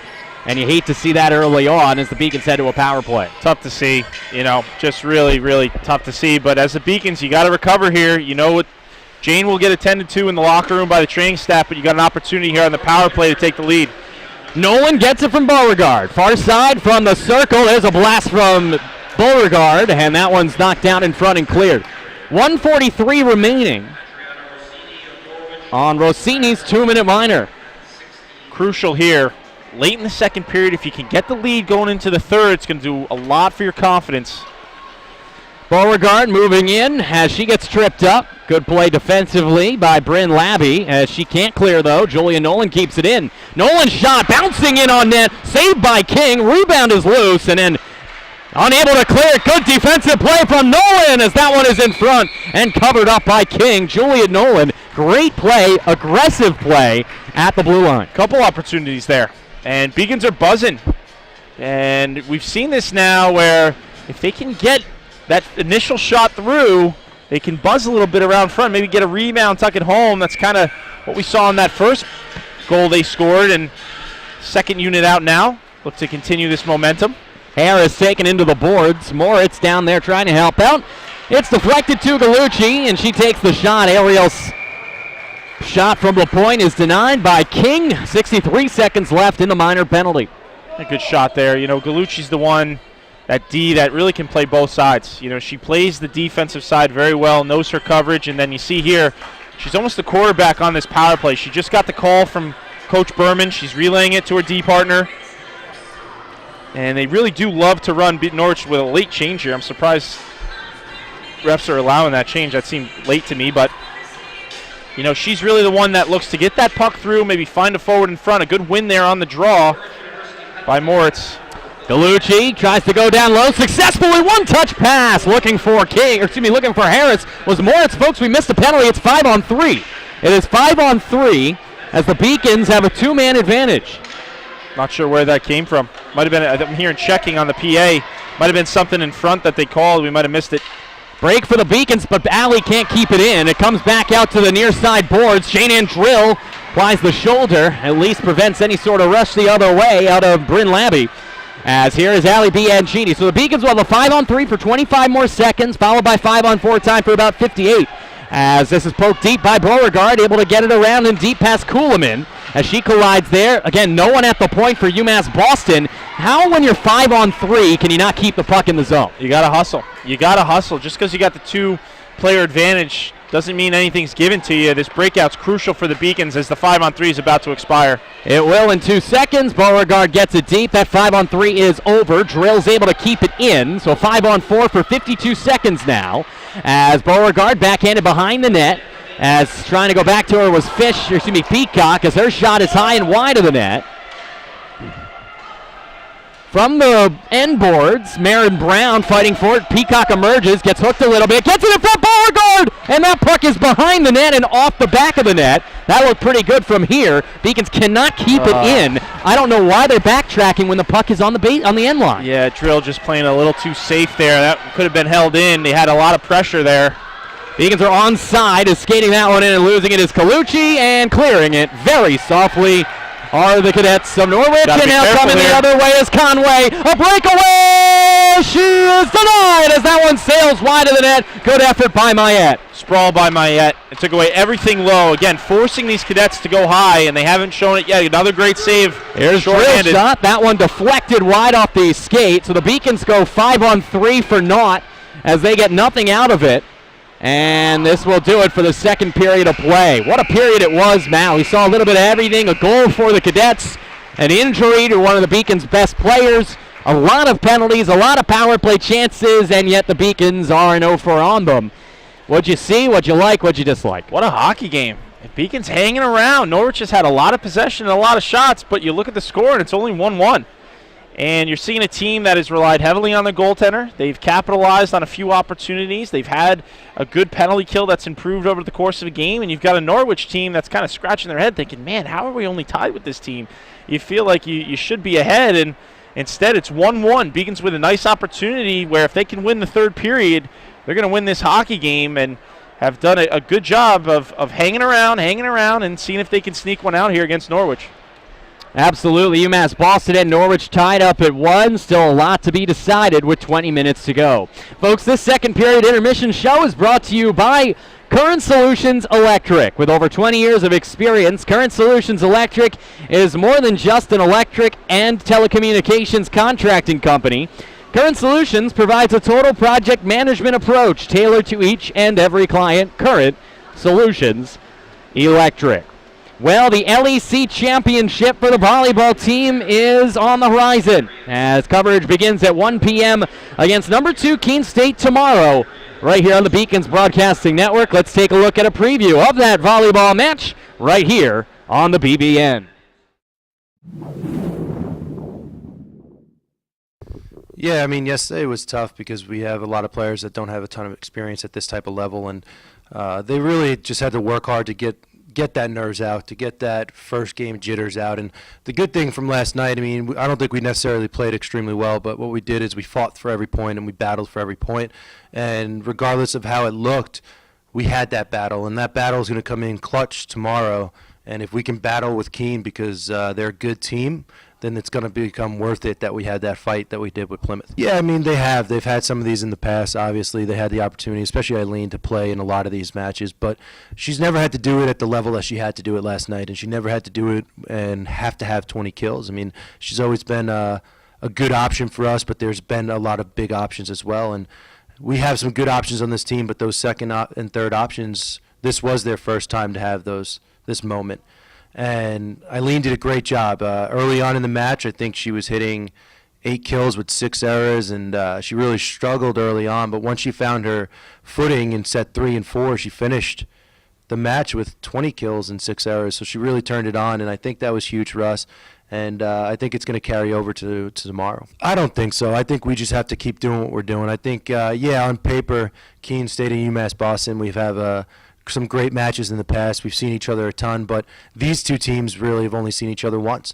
These two specific teams have only had one opportunity to play each other, and I think that's how we got to take it. We're taking it that these are two completely different teams, and regardless of who we're seeing, it's the LEC championship. We're going to have to battle in order to win, and I think that's the one thing that we have to kind of take from this regular season is that nothing is obviously ever given to you. We have to battle for everything, and if we don't come to battle tomorrow, then Keene State's going to have a good day. Keene didn't come up here, and they didn't play their best match on a weekday. They had to drive up, and for us, we're expecting obviously a much better, much more on-point Keene State. But, I mean, we did. We had some opportunity to go through that film and look at some individual matchups, look at some things and key points that we're going to try to emphasize, as well as what we expect them to emphasize. And I think that first matchup was just kind of a preview to what this could be in terms of a match, and I think it's going to be a very strong match. I know as a coach, Bob does a great job in making some adjustments. I'm sure he's going to come up with something that we're not ready for. So if we can adjust quickly and try to take advantage of those things, then I think we could do well. Otherwise, I think, like I said, it's just going to come down to a battle and who wants it more in the end. Yeah, I mean, obviously their offense is so strong because of Rachel, but I think the big thing is with their setter is we just have to be ready. She's not going to be able to beat us single-handedly. We know that it's just kind of a key to her game is to try to keep us off our toes. And I think we're going to be able to do well by just matching up and figuring out where our hitters are and adjust our block and our defense to adjust for those type of plays. But the big thing, I think, is that she does a great job distributing the ball to her big hitters, and I think that's really the big part that she has that we're really worried about, is how well she distributes her ball to her hitters, because she's been doing it very well this year.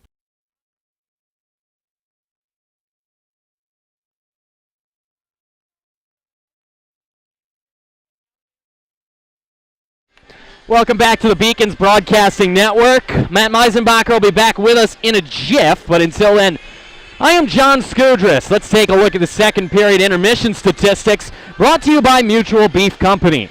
Are you hosting a tailgate or a barbecue? Head down to Mutual Beef Company's Butcher Shop in Roxbury for the finest available meats, only at Mutual Beef Company. Let's take a look at the second period statistics brought to you by Mutual Beef. As you look there, the Beacons might have a beef with their offense right now. They are getting dominated on the shot market. It's 37-13, 37 of 50 shots for Norwich, and yet they're tied up at 1.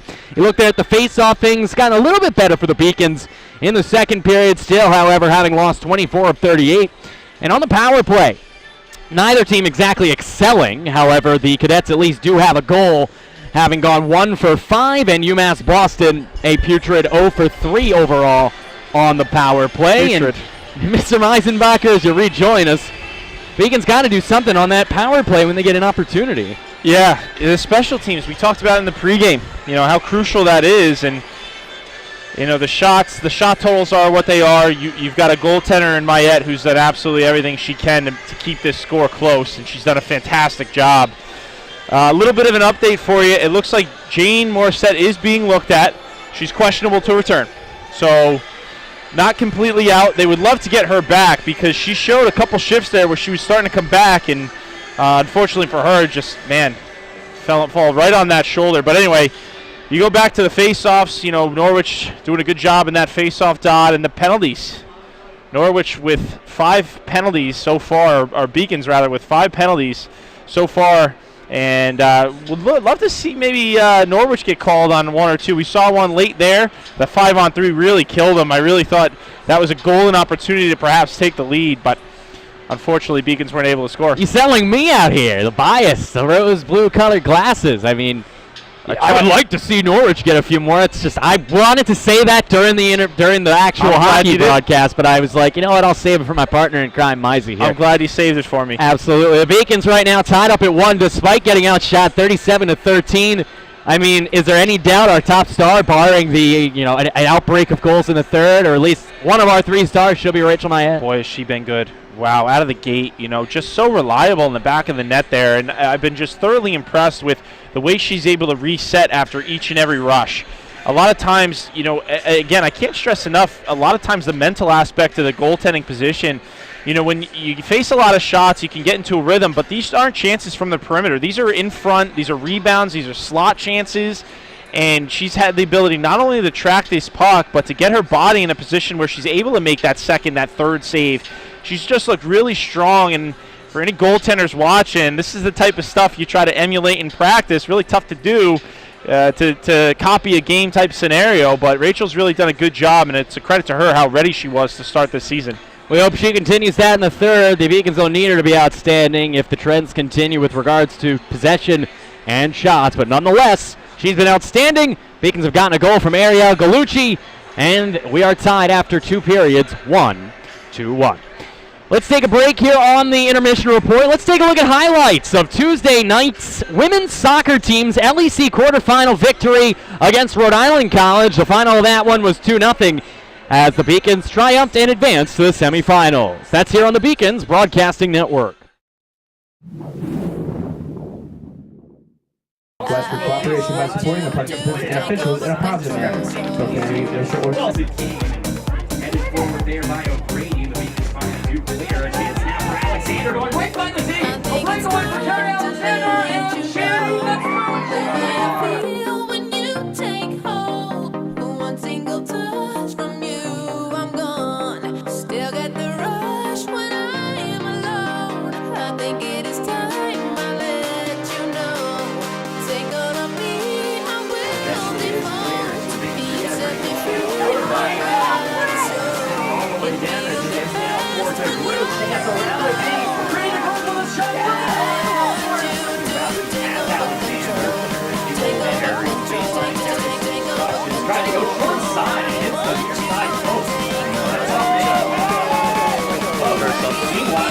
from way outside, takes the shot, a short hop on Edwards. And Erica gets down to the broke and right back outside of the box. Right to left. Sends it right back in. A header chance right in front. And if everyone gets there, she takes a shot. Nice pass. Alexander's onside. Gary takes the shot from far out. Save it. Rebound. Take over control. Oh, I want you to take over control. Brittany Turn me on. Here's the Brit stepping. Trying to go short toward Reese. He sends it far side and Reese shoots it. Oh, that one is over the.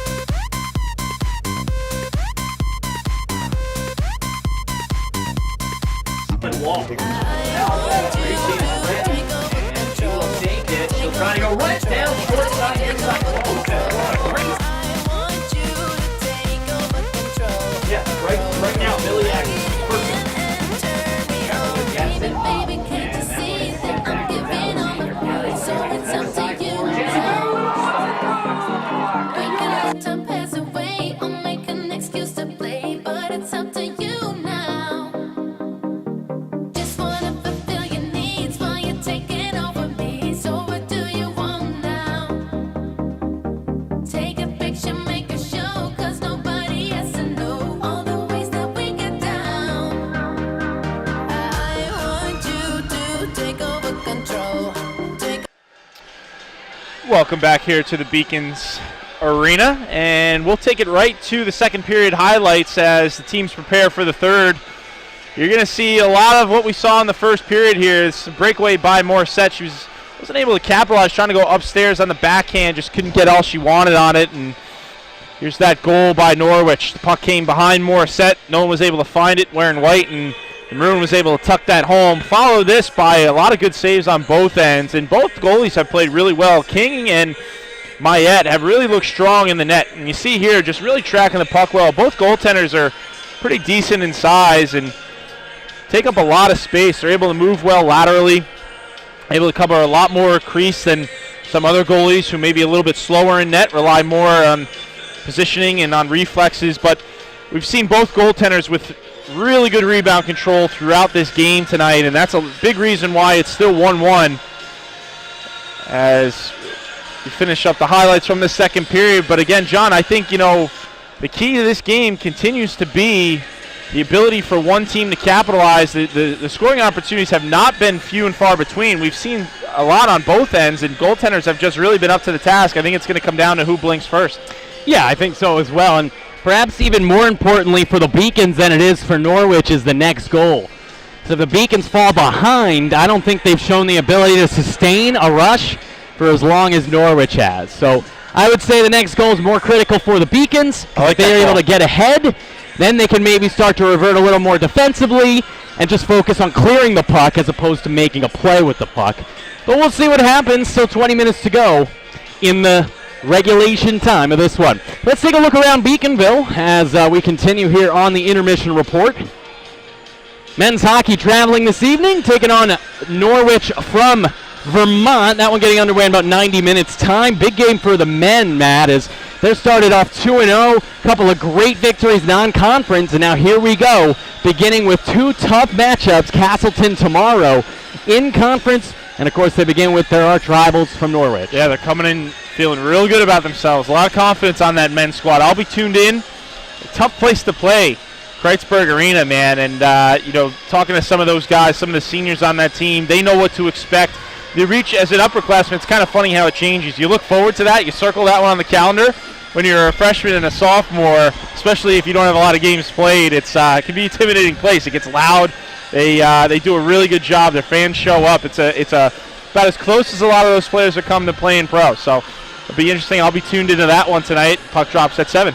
Women's volleyball will be added for the LEC title. Coverage beginning 12:45 on Saturday afternoon right here on the Beacons Broadcasting Network. And, of course, the women's hockey team will be right back at it tomorrow as well, as they will look to continue their start to the campaign against Castleton.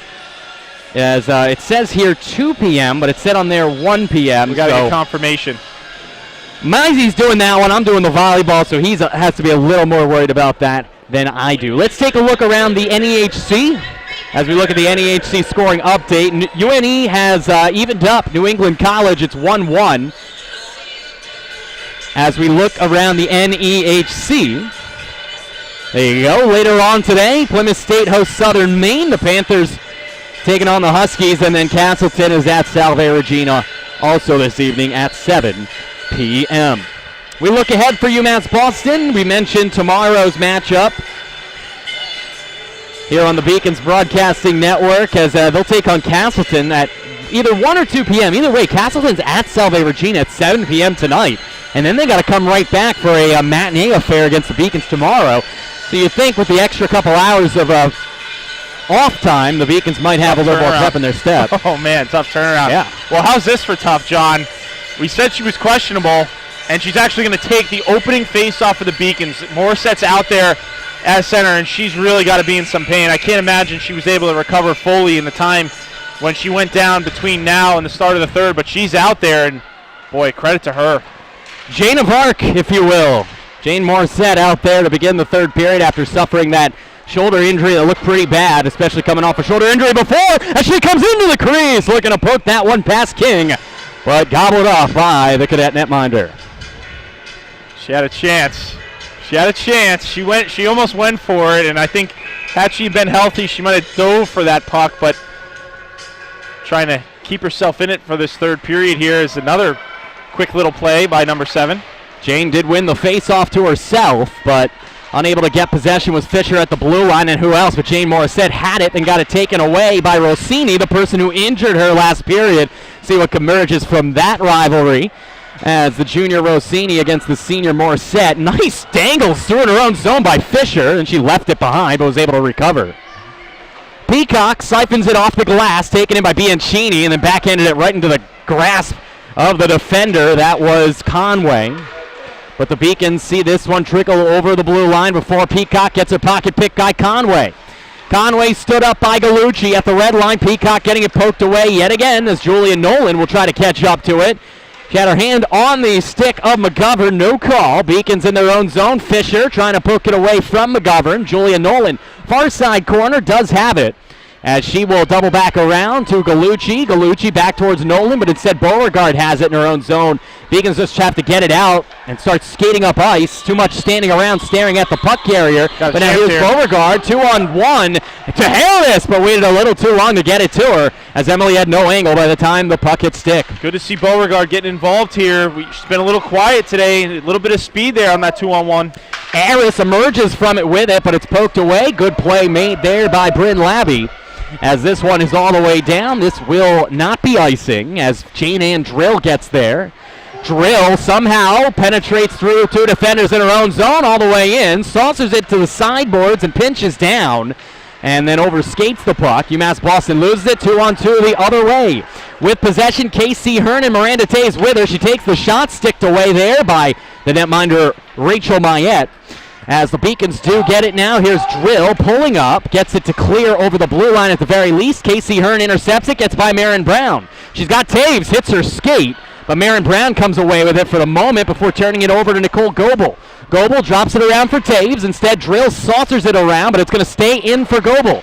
Goebel off the glass and around as it careens towards the end boards, taken in there by Gallucci. Bree attempting to clear, not once, twice, but 3 times for the Beacons, and they turn it over in their own zone. And moving forward with it now is Pierencini. Pierencini right in the slot, a chance, great save made by the netminder on Robin Foley. Another turnover, and it's proven costly. Norwich still with the puck here. Foley shot blocked down, rebound chance for Pierencini as that one sails off the waffle board of Mayette and wide. Now from the point, Benoit shot. That one wide on the far side post.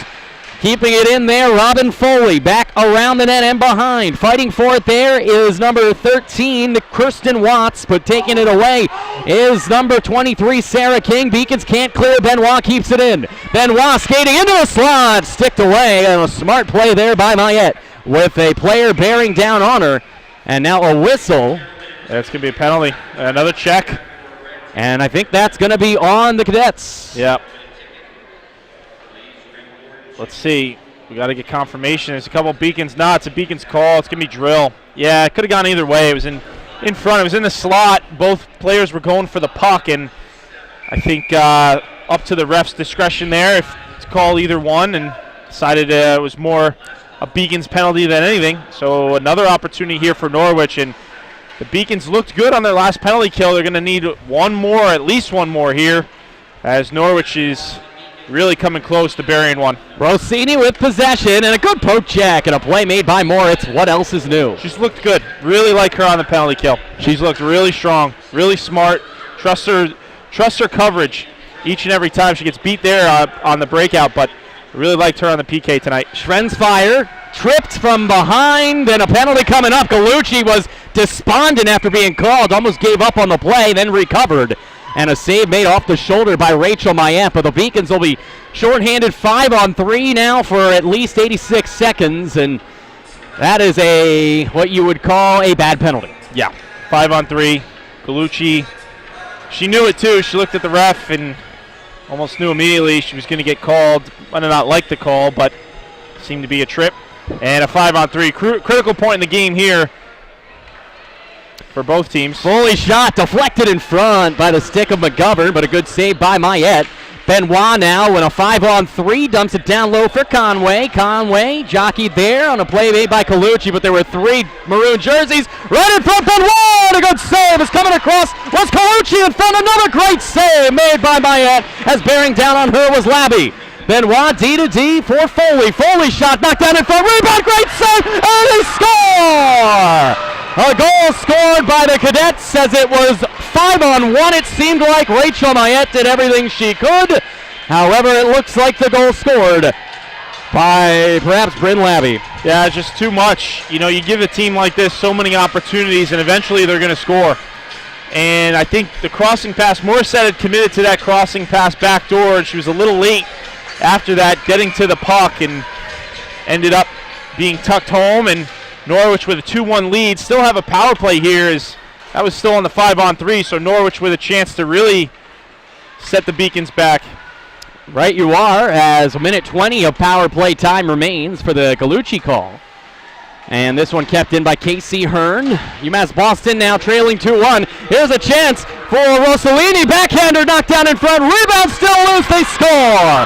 And just like that, the game is turned on its end. A couple of calls by the referees, and it's 3-1 Cadets of Norwich. Yeah, you can feel it coming. A couple good blocks there by Gallucci in front, but the third one was able to go home. And you kind of felt this coming, John. You know, you try to survive as long as you can in a game like this, but the Beacons just taking too many penalties. And Norwich able to capitalize not once but twice on these power plays. And now the Beacons with a true task, a tough task here, down 2. Still a lot of time to play, but they're going to need some offensive time here. They can't continue to play D. Here's a 2-on-1. They need this. Here we go as Barry is over. Katie looking to take it. She scores! Top shot from Ella hides the cookies as she beats King short side. Katie Barry, her first goal in 2 years, as number 20 in white makes it 3-2 Norwich. Where did that come from? An absolute snipe. My God, short side. Katie Barry, 4'11" out of Abington. The tiny forward is able to bring the Beacons right back into this hockey game, and she came down on that 2-on-1. I love the option. Looked off the pass, wasn't there, went short side high, under the bar. What a shot. Was able to beat King over the shoulder. My goodness, 3-2. Beacons right back in this hockey game. Katie Barry doing her by her lonesome, as she had the 2-on-1 with Caitlin Parent, but now coming right back are the Cadets as they go marching into the slot for an opportunity at a one-timer gone awry. Beacons now down 3-2 after the 2 power play goals, followed by the answer, Katie Barry, an even strength goal, just the third of her 63-game career. But with the way she nailed the twine on that one, she looked like a seasoned veteran at scoring goals. Man, that was a pretty shot. Short side high on a 2-on-1. That's stuff you see on NHL Network. That's something you see from Colin Larkin, not necessarily Katie Barry, but she's got a little Larkin in her. As the Beacons now down just a goal, still plenty of time to go, 14:02 left. Instead, here coming the other way, drop pass, backhander Conway, good save made as McGovern went back to her, and now the Beacons get possession. Bianchini dropping it as dumping it deep as Peacock. She'll chase. Beacon's getting some fresh legs out there. It's the Nolan line. Down low, Peacock fighting forward, emerging and coming back the other way. Casey Hearn, and unable to keep it in is Fisher, and coming back is Nicole Goebel one-on-one. Goebel on Drill. Nice kick save and a beaut by Jane Ann Drill. Great D. And she stayed in her position. And now Julia Nolan one-on-two the other way. She's all by her lonesome, does a good job and a smart play, dumping in it and chasing. She'll get there first. Julia pinning the puck up as she gets some help there. Coming on in is Emily Harris, right back in front, tripped up in front, a chance. Great wraparound effort made by Beauregard, as with one hand almost put it in on net. Great shift here by the Beacons. They've got pressure. Harris backhand, and that one is covered up. And then Julia Nolan is tripped up after the whistle, and shocker, no call. Well, let's see.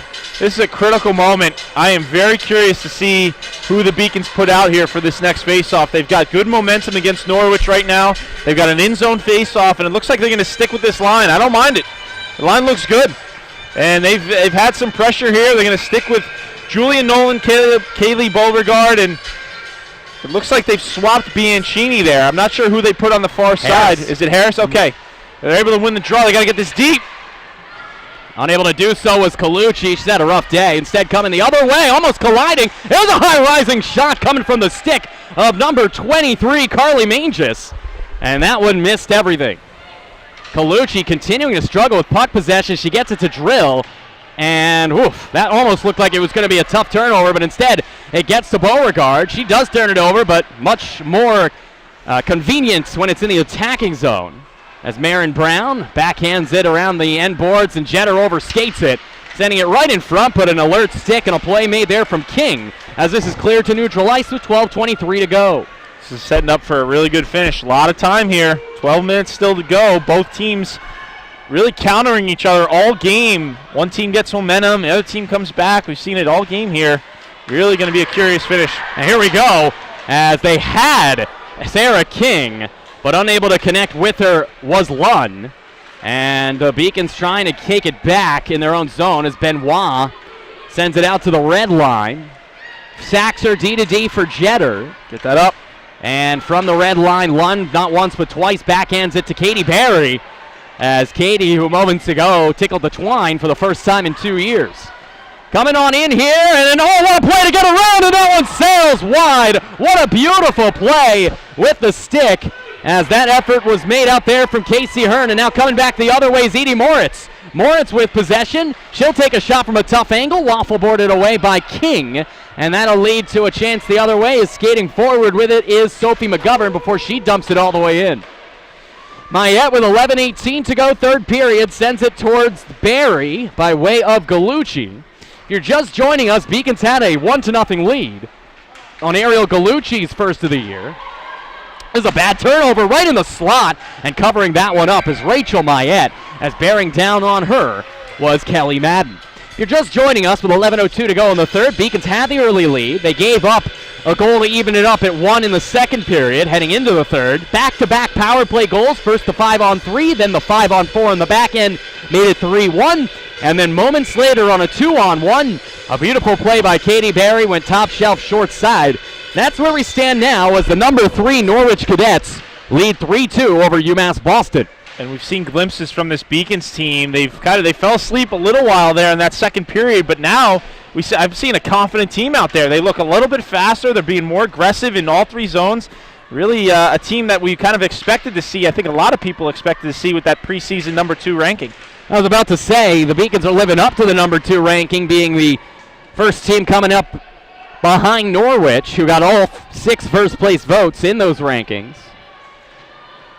3 Beacons fighting with 2 Cadets. A little bit of a shove with the offhand by Goebel. And it eventually does trickle back to the point. That's a bad call by the ref. Beacons are going to get a penalty here, and I hate to see this. You know, I'm not going to get on the refs here, John. As you know, I get on you for getting on the refs, but this is a bad call. That is a scrum in the corner. And, of course, there's going to be some sort of, you got sticks and skates and people stepping over one another. And I'm surprised they're going to give that a call on Drill, because she's going to get called on a trip. And to me, that is just pure incidental contact. You've got teams leaving the scrum.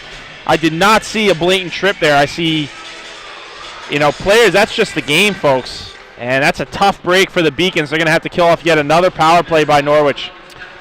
2 minutes. The third penalty of the game to Jane Andrill, as this one is dumped down to the end line before being sent back to Benoit. Benoit far side, taken in there as this one is deflected and saucered. Benoit, nice job keeping that one in as she connects there with Schweitzheimer. And eventually, coming back the other way is Adriana Rossini back behind. Mayette got a stick on the centering effort made by Sarah Schwensfire, and then a good clearing effort made by Katie Barry. Great clear. Get the change, reset here, apply a little bit of pressure on this forecheck, but not too aggressive. Norwich has been good with their passing. And now here come the Cadets marching into the Beacon zone. Chance back to Benoit from the slot, and a good save made as Rachel Mayette gets down to make the denial. These faceoffs are just becoming more and more critical here, John. And if you're going to lose it, you can't lose it clean. Norwich has proven they transition very well. They'll take this puck back. They're going to go to cross the blue line, walk the line, and fire it. You can't lose it clean if you're Morrisette. And she wins it. Huge win. She certainly does. Brie Gallucci, D to D for Fisher, and then this is going to be cleared all the way down by Beauregard. This is going to take off a solid 10-15 seconds, depending on how bad Morrisette can pressure here on the forecheck. And a great forecheck that's going all the way back down. As Beauregard trips up the defender, that is Taberi, incidentally. And this one now over the red line. Taberi gets the feed. She's over. 6 seconds left as this is going to be sent far side, taken in by Hearn. Hearn's shot sent wide as it trickles through the net mouth. And Morrisette emerges. She goes cross ice for Beauregard, and it does get its way all the way down. Got to be quick on this change. That didn't get all the way. They got to hurry up here. Dumped in around. Fisher will be the first one to it. Grace slows it up. She's got to be quicker in getting that to one of her teammates because now she's double teamed. And emerging with it are the Cadets. There's a shot from Benoit. One up and a great shoulder save. A rebound and another save. They score. Too many rebounds. Second, third, and fourth chances. You could have Hercules in net. They wouldn't make the save. It's 4-2 Cadets. Oh, man, and that's just so tough. Mayette with 3 killer stops there, and the fourth one got by her. And I'll tell you what, folks, she's played great. Another great game by Mayette. That second rebound, I don't know how she got across, but with that lateral movement of hers, is able to make that save, but Norwich is able to capitalize, and they score again on the power play to make this 4-2. And you look back, and that questionable call, Beacons did a good job on that penalty kill, just made one mistake and ends up in the back of the net. And that insult to injury, literally. Adriana Rossini, the one who had what I believe was a malicious hit from behind that did not get called on Jane Morrisette, is the goal scorer on the power play. Didn't see who got the primary assist, but we might as well give it to the Zebras as this one is behind the net in the corner. Beacon's trying to clear. They cannot. There's a shot wide of the net from the point as UMass Boston trailing 4-2 with 7:30 to go. See, now Matt got me all riled up. I know. I shouldn't have mentioned the rest. Got me all riled up as UMass Boston in their own zone. I'm okay now. I got it out of me as here they come back the other way. And they're slapped all the way in by the Beacons. John, the Beacons were able to counter. Norwich was up by 2. Beacons came right back down and were able to score. They're going to need another one here as now the clock definitely is a factor. With 7 minutes to play down 2, you're going to need one quick, and would be surprised coaching staff is going to have to shorten the bench here pretty soon. There's a pass in front, swatted out of harm's way on a play made by Parent, and now Caitlin will get there first at the far side boards, but somehow didn't even make contact with that one. Behind the net, Moritz, no-look feed. Gallucci tries to swing it around the end boards, careening into the corner, and Grace Fisher has it. Grace D-to-D for Gallucci as Arielle and the Beacons very slow moving here after that goal. I think maybe the wind that was in their sails has been deflated. As this is behind the net, UMass Boston. They need a good shift. Got to have a spark. You're still in it, but you're going to have to take some chances here and try to generate some opportunities. McGovern has control, gets that deflected away. A chance from short side that is wide of the net before that one is sent away. Bryn Labby was the one who got the shot on goal. 6:13 to go. It's 4-2 Cadets in Norwich. Beacons had a 1-0 lead in this game. At a point, they led 1-0, then trailed 3-1. It is now 4-2. And 4 power play goals, actually, all 4 on the power play. Yep. No, absolutely. And we talked about it pregame. Yeah, a lot of opportunities for this Norwich team to capitalize, and they're going to. They're very, very good. They're going to capitalize when you give them this many chances. Bianchini, backhander, no one home for the Beacons, has it's taken back and cleared. Jane Andrill, who's been the victim of a couple of penalties today, gets possession. She's looked good when the puck's on her stick, though, as she allows Morrisette to clear this one. Bianchini spins and dumps it deep. Morrisette chasing after it. Beacons will be back at it tomorrow for an afternoon affair against Castleton, a team playing at 7 p.m. tonight at Salve Regina and having to come right back on the road. Of course, the Beacons, not like they have a cupcake game here. They're playing the 3rd-ranked team in the country and played them well. 4 power play goals for the Cadets. And that's the difference right now. From neutral ice, it's dumped all the way down on a play made by Saxer. Beacons trying to get back on the board, just 5 minutes to go. As Beauregard taken down from behind, no call. And emerging from the fracas is Desiree Kuhlman. And this one is eventually going to be cleared past Katie Jetter. Try to hold that in. You got a little bit of pressure there. Just a little late getting over there was Jetter. From neutral ice, it's knocked down. Play made by Pieracini. And Pieracini sees this one sent all the way down by number 12, Maddie Conroy. Conroy pinching in, can't keep it. Made a little contact with Nolan. Fan wants interference. You won't see that, as here come the Cadets the other way. 3-on-2. Norwich takes a shot deflected with the stick of Mayette. And as fighting for it there is Marin Brown. Julia Nolan comes over to poke it free, gets it towards Fisher. 4 minutes to go, 4-2 Cadets here on the Beacons Broadcasting Network. Grace Fisher's got some really nice moves through neutral ice. That deflected up into the netting. Should be an offensive zone face-off when we reconvene. You take your time out here? Probably not. You got to think about it. You're down 2. You don't know if you're going to get another in-zone draw. I know there's still about 4 minutes left, but you got to start getting a little bit creative here if you're Coach Berman and Coach Carlos. Just not a lot of time left to play with, and this Norwich team isn't going to give you many opportunities. You might only have 1 or 2 left to capitalize on. You obviously need 2 at least to tie this thing up. That one trickles towards the point, and keeping it in is Fisher. She backhanded it looking for Sarah King. But instead, the only one home is Robin Foley, and she skates this one up for the Cadets 2-on-2. Foley getting around Fisher. Sends it around the end boards to Taves. Taves tumbles down by her own volition, and this one is kept. And another penalty gets called on UMass Boston. My goodness. This is tough. Ticky-tack. What are we playing, tic-tac-toe out here? This is tough. Tough to see. Good to see the captain, Brown. I mean, what is going on? You're seeing our best player, perhaps, Jane Morrisette, gets a cheap shot from behind. No call.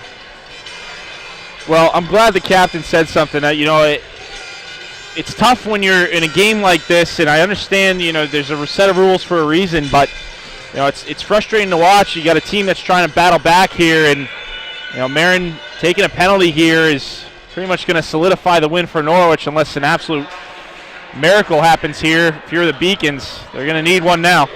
Moving forward, here's a break. Morrisette again. She's hooked. No call. It's a goal. And there's a goal as it sneaks through. And a break for UMass Boston as Jane Morrisette delivers. Not sure how they didn't call it, but she didn't need it. Nobody knew it was in except the ref. Everyone assumed King had it. She reacted like she had it. And a short-handed goal and what a story, Jane Morrisette. And I'm not sure, we're going to get a whistle here, and Coach Berm is talking, it's funny, John, literally no one in the rink knew it was in, including the goal scorer, Morrisette. And the ref came over, saw it was over the goal line, and as of right now, we got a 4-3 game, but I think what you were complaining about, I think Coach Berm's asking for a hook here. I think they're looking to see, can we still get that penalty call? And I'm not sure, I could totally be wrong here, but Well, they're it's a talking about short-handed goal. Right. So you would still get that penalty in this instance, and let's see. The Well, they refs are didn't call talking it. about something. I didn't see a hand go up. We didn't see a hand go up or out, indicating a goal or a penalty. There was no call. It looked like King had the puck. Next thing you know, the ref comes behind the net, points his hand outward, which would indicate a goal. You got a 4-3 game here. You're down 1. And okay, so it's we're either discussing if this is going to be a penalty, or I think, let's see, maybe is it Norwich maybe challenging that there should have been a whistle? Oh. I'm not quite sure what's going on here. I'd be very curious to see.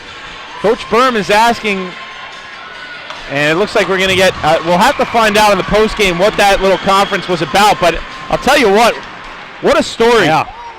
What an effort. Morrisette, she's got one arm and is able to bury her second breakaway of the day.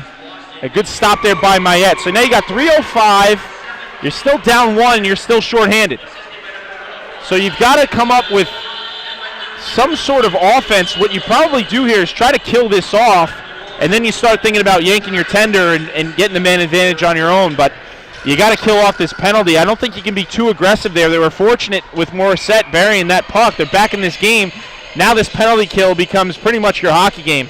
Absolutely. UMass Boston trailing 4-3 despite 4 power play goals and a lot of iffy calls, but here we go. Backhander in front. That one's still loose in front, sent wide of the net. Taken in there by Schrensfire. Sarah backhand, one-touch feed in front, and whiffing on that one was Alyssa Holtz from point-blank range with 80 seconds to go in the power play. The ref almost caught icing on UMass Boston before remembering he called a penalty moments ago. Slashed, didn't get called. Shocker as the Beacons don't get a call. Meanwhile, here coming back the other way is Alyssa Holtz. Holtz coming on in all the way by her lonesome. Around the net, looking for help. Fisher on her. She backhands it behind the net. 60 seconds to go in the power play. 2:24 in regulation time. UMass Boston down by a goal on some heroic efforts from Jane Morrisette, who was injured on a non-call on a check from behind in the second period and came back in to deliver a beautiful goal. Solid clear. She's back on the ice. Is 7 here.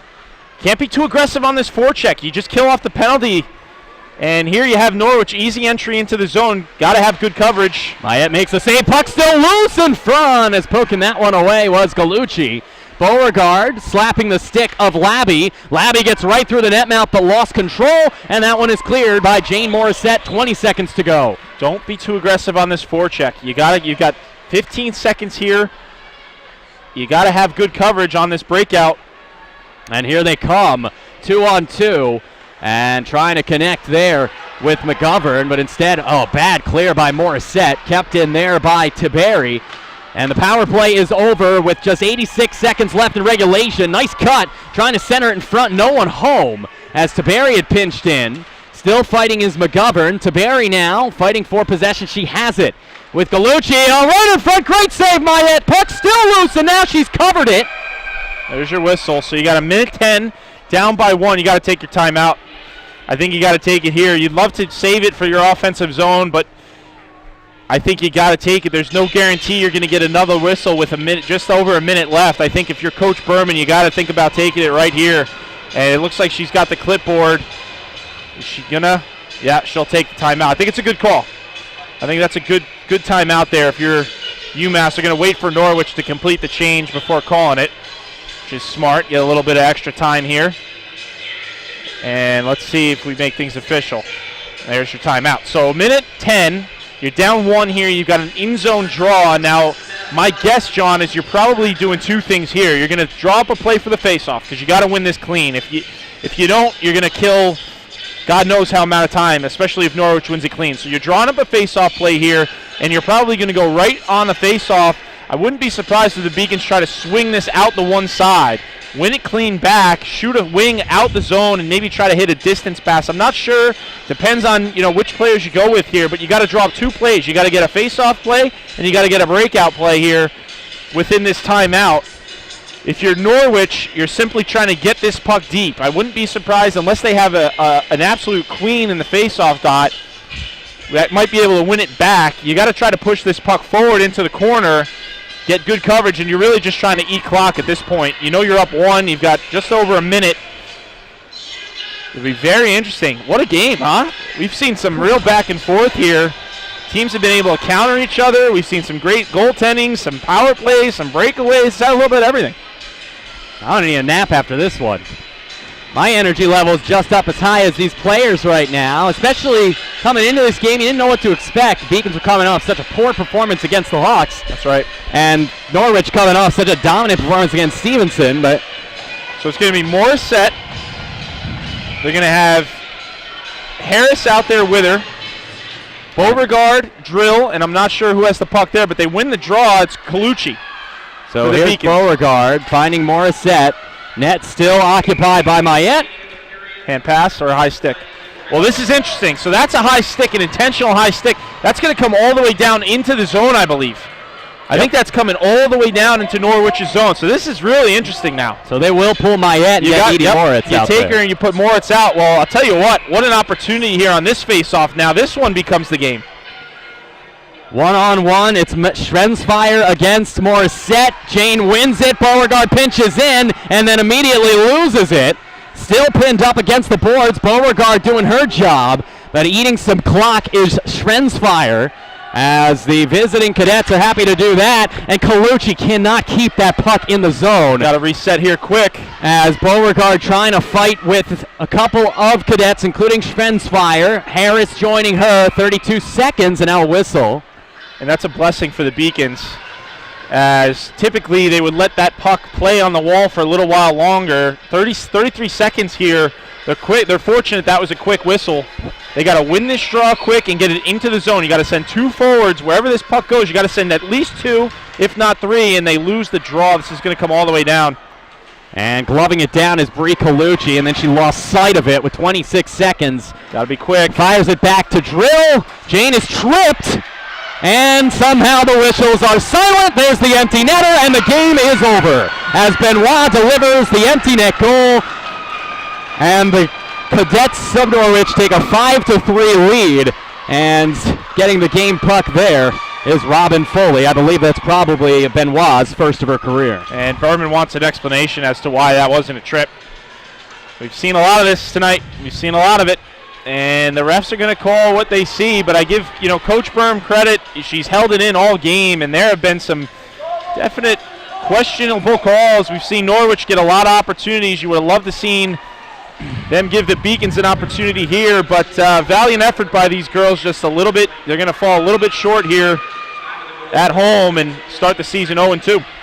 It was a valiant effort, as you said. You can only overcome so much. 4 power play goals for the Cadets, as the 3rd-ranked Norwich University Cadets avoid a scare as the Beacons put it into them. Fitting, considering Halloween was just this past Tuesday. But the Beacons do fall by the final score of 5-3. A lot of close calls in this one, both with great saves from Mayette and King, and also some really ticky-tack refereeing. As I think maybe we saw an exchange of cash on the far side between a couple of folks. Who knows? I'm kidding. I'm joking. Nonetheless, 5-3 the final score. We'll get final stats for you in a bit. This is the Beacons Broadcasting Network. The University of Massachusetts Boston. It's just minutes from downtown, and the Princeton Review calls it one of the best values in the country. A nationally recognized institution of academic excellence and research, UMass Boston offers more than 150 undergraduate and graduate programs, 16 Division III sports, and more than 100 student organizations. To learn more about the opportunities waiting for you at UMass Boston, visit in person or online. UMass Boston, a research university with a teaching soul. Celebrate the soggy shoes and the slow starts. Celebrate the lessons learned along the way.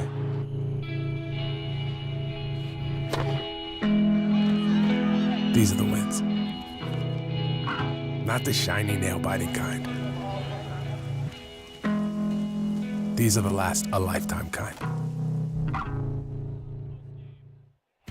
Something I discovered in myself is that if I have a goal, I can accomplish it. It's a well-rounded experience. At a Division III school, you primarily a student athlete, so the school is really shaped around you developing yourself as a complete individual.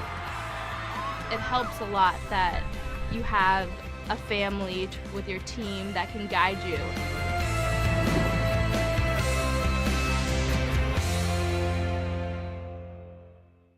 I'm the first undergraduate alumnus to lead this university. I'm very proud of that. I was literally able to transform my life because of the University of Massachusetts, and I want that for every single student that walks through the door. I did receive a non-athletic scholarship upon entering school. I got the presidential scholarship, which was huge for me. I think there's more opportunities for academic scholarships in Division III. I did receive academic scholarships. Just being involved on campus, being a leader, all those things combined kind of get me recognized. It's a great experience for me.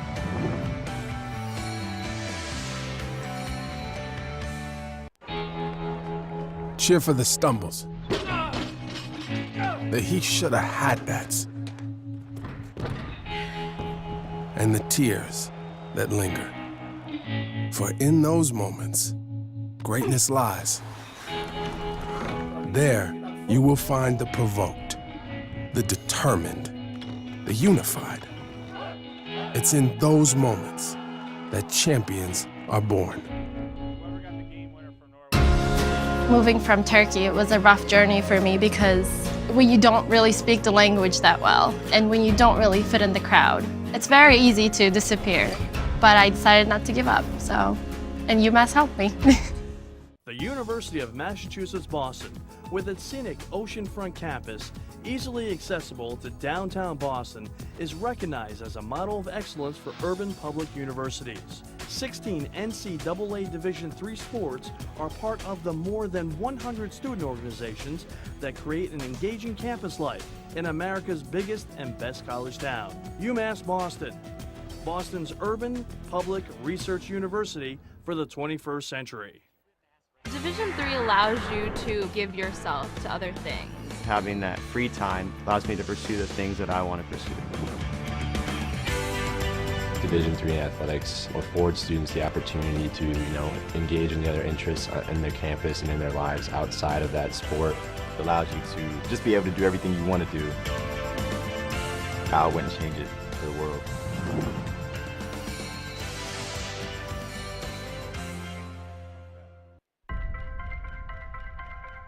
I'm a Division III student athlete, and I know how powerful words can be.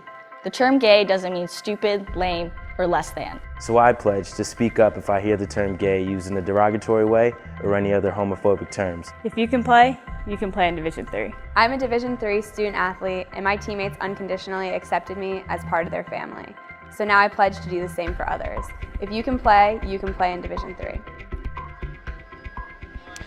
Welcome back into the broadcasting booth. Tough loss for UMass Boston, 5-3 the final against the third-ranked team in the country. Going into this game, we looked at the NEHC standings, the preseason polls. Beacons were second, Norwich was first, but these two teams have played like polar opposites last weekend, and we didn't know what to expect. Beacons came out. They had a lot of tough calls against them. We thought that there was a lot of calls that could have been called that weren't, and vice versa, a lot that were that could have not been. Nonetheless, they played very, very well. Rachel May, it was great.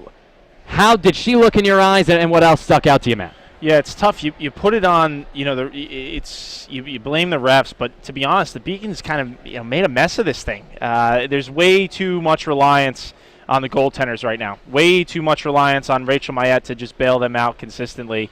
And it's been something to watch. I mean, she's been up to the task, and she's looked like a goaltender who's, fully capable of facing 30, 40 or more shots a game. But, we saw here just a little bit too much reliance on your goaltender to bail you out, and you're just not going to be able to win hockey games like that. I think we saw two teams tonight. We saw a Beacons team that came out and was a little bit sluggish and a little bit reminiscent of what we saw the first game of the season last weekend, and then all of a sudden they turned it on. They had some opportunities. They were able to capitalize on the opportunities that they did have. We saw a couple great goals from Morrisette and by Harris, and just a really good job, by Katie Berry. And just a really good job of capitalizing the opportunities they did have. They made a game of it late in the third period, but it was a little bit too little too late. And to kind of bring it full circle here, that's exactly what I'm talking about now. Is 56 shots in a game is just way too much. That's way too many, and you're not going to win many hockey games when your goaltender has to come up with just not only the amount of shots, but the grade A opportunities that Norwich was generating is just way too many. And I would really love to see the Beacons hunker down a little bit in their D zone. They're just asking way too much of Mayette right now. Then let's take a look now at the final statistics that are brought to you by Mutual Beef Company. Are you hosting a tailgate or barbecue? Head on down to Mutual Beef Company's Butcher Shop in Roxbury for the finest available meats. Only at Mutual Beef Company. And as we take a look at the final statistics, you look there, 56 shots on goal. Rachel Mayette, I mean, I don't want to know how many bruises she has after this one, but how are the Beacons only down 4-3 going into that empty netter? Yeah, it was a lot of different things. And obviously the penalties are cause for concern. 9 power plays for Norwich. That's a lot, and that's a whole other topic in and of itself. But you hate to, 4 for 9 on the power play. But you hate to put it in the referee's hands. And in a game like this, in a situation when you have the ref making calls late, when you're down, you put yourself not only against the wall but twofold in giving the referees that opportunity. And so, this is a type of instance where I think you've got a Beacons team who's proven tonight that they're capable of competing with just the best in this conference, but they've got a lot of room to improve in a few different areas, mainly their D zone. The 3 areas, I think, John, that I would like to see them focus on: the passing, especially on the breakout. I didn't see enough tape-to-tape passes. Their transition is so crucial on being able to connect on that first and that second pass. Didn't see a lot of that. D-zone coverage, a lot of second and third opportunities for Norwich tonight. We saw it in the first game as well. They play well at times, and then they seem to collapse a little bit. They fall on top of their goaltender. There's just so many. A lot of the goals tonight were reminiscent of that first game, those second, third, fourth opportunities. Again, asking too much of your goaltender. And then finally, you got to come out with some energy. We saw a lot of ups and downs, a lot of lulls, a team that would disappear and then come back for a few shifts and then disappear and come back. Need a little bit more consistency out of the crew, but it looks like we will get a post-game interview. Coach Berm is going to give us maybe some insight into what she saw here. So we'll head to a quick commercial break, and we'll be right back with Coach Lindsey Berman here on the Beacons Broadcast Network.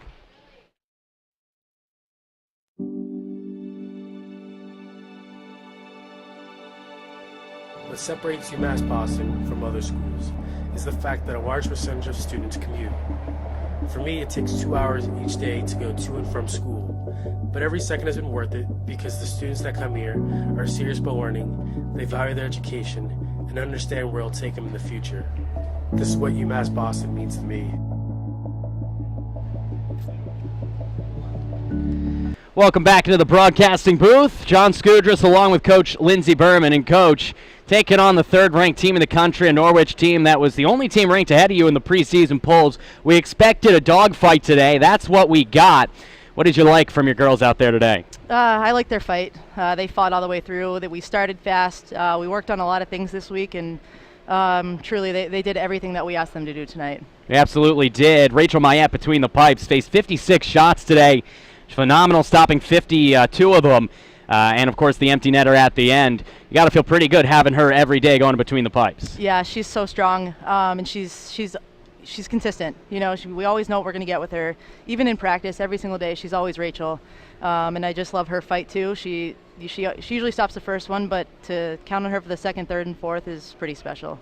Here with Coach Lindsey Berman on the post-game show. Coach, 4 power play goals you gave up today. That was really the difference. A lot of ticky-tack calls we saw up here, including at the end where it seemed like maybe you guys weren't getting the same type of calls. Don't want you to comment on the refereeing, but how much are you guys going to have to work on that penalty kill this week? Obviously, you have a game in less than 24 hours, but after that, it's got to be something you're concerned about. Yeah, we do work on it, and we will continue to work on it. Obviously, we don't want to be in the box as much as we were tonight. I think we could have been in there half as much as we were tonight, had a little bit gone our way, but as we tell our girls, that's something that we can't control, so when it happens, we have to take care of it. Absolutely. Big matchup against Castleton tomorrow. Big interconference matchup, and of course they have to play tonight, so both of you are coming off a short rest. What should we expect from the Beacons tomorrow? I think another hard-fought game. We've kind of split with Castleton the last couple of years, and something that we know we'll always get with them is a full game, full 60 minutes. So I expect a game similar to tonight, fast-paced, up and down the ice. So we got to be ready. Jane Morrisette missed the last couple of years due to injury, shoulder injury nonetheless. Then she went down with an upper body injury in the second period. Bit of a questionable, action over there. Came back in the third. Is she all set to go for tomorrow? Yeah, she's ready. I think she was scared. Luckily, it was her other shoulder that she fell on. But, it's after an injury, you can tend to be a little timid when you get bumped, and I'm really proud of her for coming right back and being tough. Yeah, pretty tough. She had a couple of breakaways, including a breakaway goal. What happened on that breakaway goal? You were talking to the referees. Did you think there might have been also a penalty? No, the other coach thought that the referee blew the whistle before the puck crossed the line, and I just wanted to be on that conversation and see what the question was, because I thought it went over the line pretty easily. So that was it. Absolutely. A great game, although the Beacons do succumb to the Norwich Cadets 5-3. Coach Lindsey Berman, thank you for joining us here on the post-game show, as always. That's Coach Lindsey Berman. When we come back, we'll wrap this up with a bow and get you set for tomorrow's big matchup against Castleton. This is the Beacons Broadcasting Network. UMass Boston was my first choice because when I came to the campus, I saw that there was a lot of diversity. There's a lot of people. Here there's a lot of international students, so it's really cool to meet people from different countries, different parts of the world. I'm Julia Murphy. I'm from Canton, Massachusetts. I'm Olivia Murphy. I'm from Canton, Massachusetts. We're sisters. We're sisters. I play volleyball and she plays basketball. Here they have a freshman success community. So each major has their own community that you can join as a freshman, and you take classes with them, you do study groups with them. So it was really helpful getting to know people in your major right away. So in health exercise sciences, we have an internship at the end, so it's so much better to have an advisor helping you out, telling you which classes to choose. Speak. Welcome back to the Beacons Broadcasting Network. Matt Meisenbacher and John Scudris here on the post-game show. Meisey, let's take a look at our 3 stars. How about that here on the post-game show? And for you, you have to look at Rachel Mayette, the top star, former goalie. You have to love what you saw from her even in a loss. Yeah, it's goaltending is such a brutal position where you can play that well and still be 0-2 and statistically with a 4 goals against average now for 2 games. It's brutal, but she has played outstanding. And I've been thoroughly impressed with how ready she was for this game again against a great Norwich team. She's well deserving of that first star, followed by Jane Morrisette. She had that goal tonight, came back off an injury, good for her, and a lot of different stories we can take there. It could say it's her first goal back from the initial shoulder injury. It could say it's the first goal after the shoulder injury tonight. The girl really played well, and you could see a little bit of relief when that puck crossed the goal line. That made it 4-3. It was a game. Norwich ended up coming down and ended up wrapping it up with a 5-3 win. And Adriana Rossini, 2 goals and an assist there for Norwich, and well deserving of our 3rd star, had the game-winning goal. And a Norwich team that came in, was supposed to win, did what they were supposed to do, and walks out of here with another conference win. It's a strong team, and it'll be interesting to see when these 2 teams meet later in the year. The 3 stars of the game are brought to you by Pantry Pizza in Dorchester, located just minutes from campus. Come on down for delicious pizza, calzones, subs, salads, and more, all at an affordable price at Pantry Pizza. Let's look ahead and see what's coming up. I mentioned with Coach Berman that the Beacons do have to come right back at it. You'll be here with Seth tomorrow for that 1 p.m. battle against Castleton University. And as you look on the screen, then a couple of road conference battles. Beacons have a lot cut out for them. 3 straight conference affairs. After losing their conference debut today, they're going to have to stick to it tomorrow. This team needs a win. They really need a win, and we've seen improvement now between the first game and the second game, but boy, if they can beat this Castleton team, I think you'll see a lot come together for them. They've done a really good job in building on some of the things. They still got some ways to improve. Coach Berman admitted that. They've got some areas they need to improve upon. These turnovers are killing them. They've got to find ways to clear the zone a little bit easier, but we're seeing a team that's building on and little by little getting better and better, so we'll see what they do tomorrow against Castleton. As always, I'd like to thank our production team for coming on out and helping us out with the broadcast as they'll flash that production team on your screen. Seth Orensky produced it. Anthony Searles and Gigi Braga are directors. Our camera operators, Kyle Penny, Mike Mulligan, and Taylor Billiak and Alyssa Fusial operating the instant replay, all doing a great job today. For Matt Meisenbacher, I am John Scudris. It was a 5-3 Norwich victory in a game rife with hits, penalties, goals, and much, much more. We'll be back at it tomorrow as UMass Boston's women's hockey team takes on Castleton, and the volleyball team battles for the Little East Conference Tournament Championship at 1 p.m. against the Keene State Owls. Until then, good night, good luck, and good hockey. We'll see you right here on the Beacons.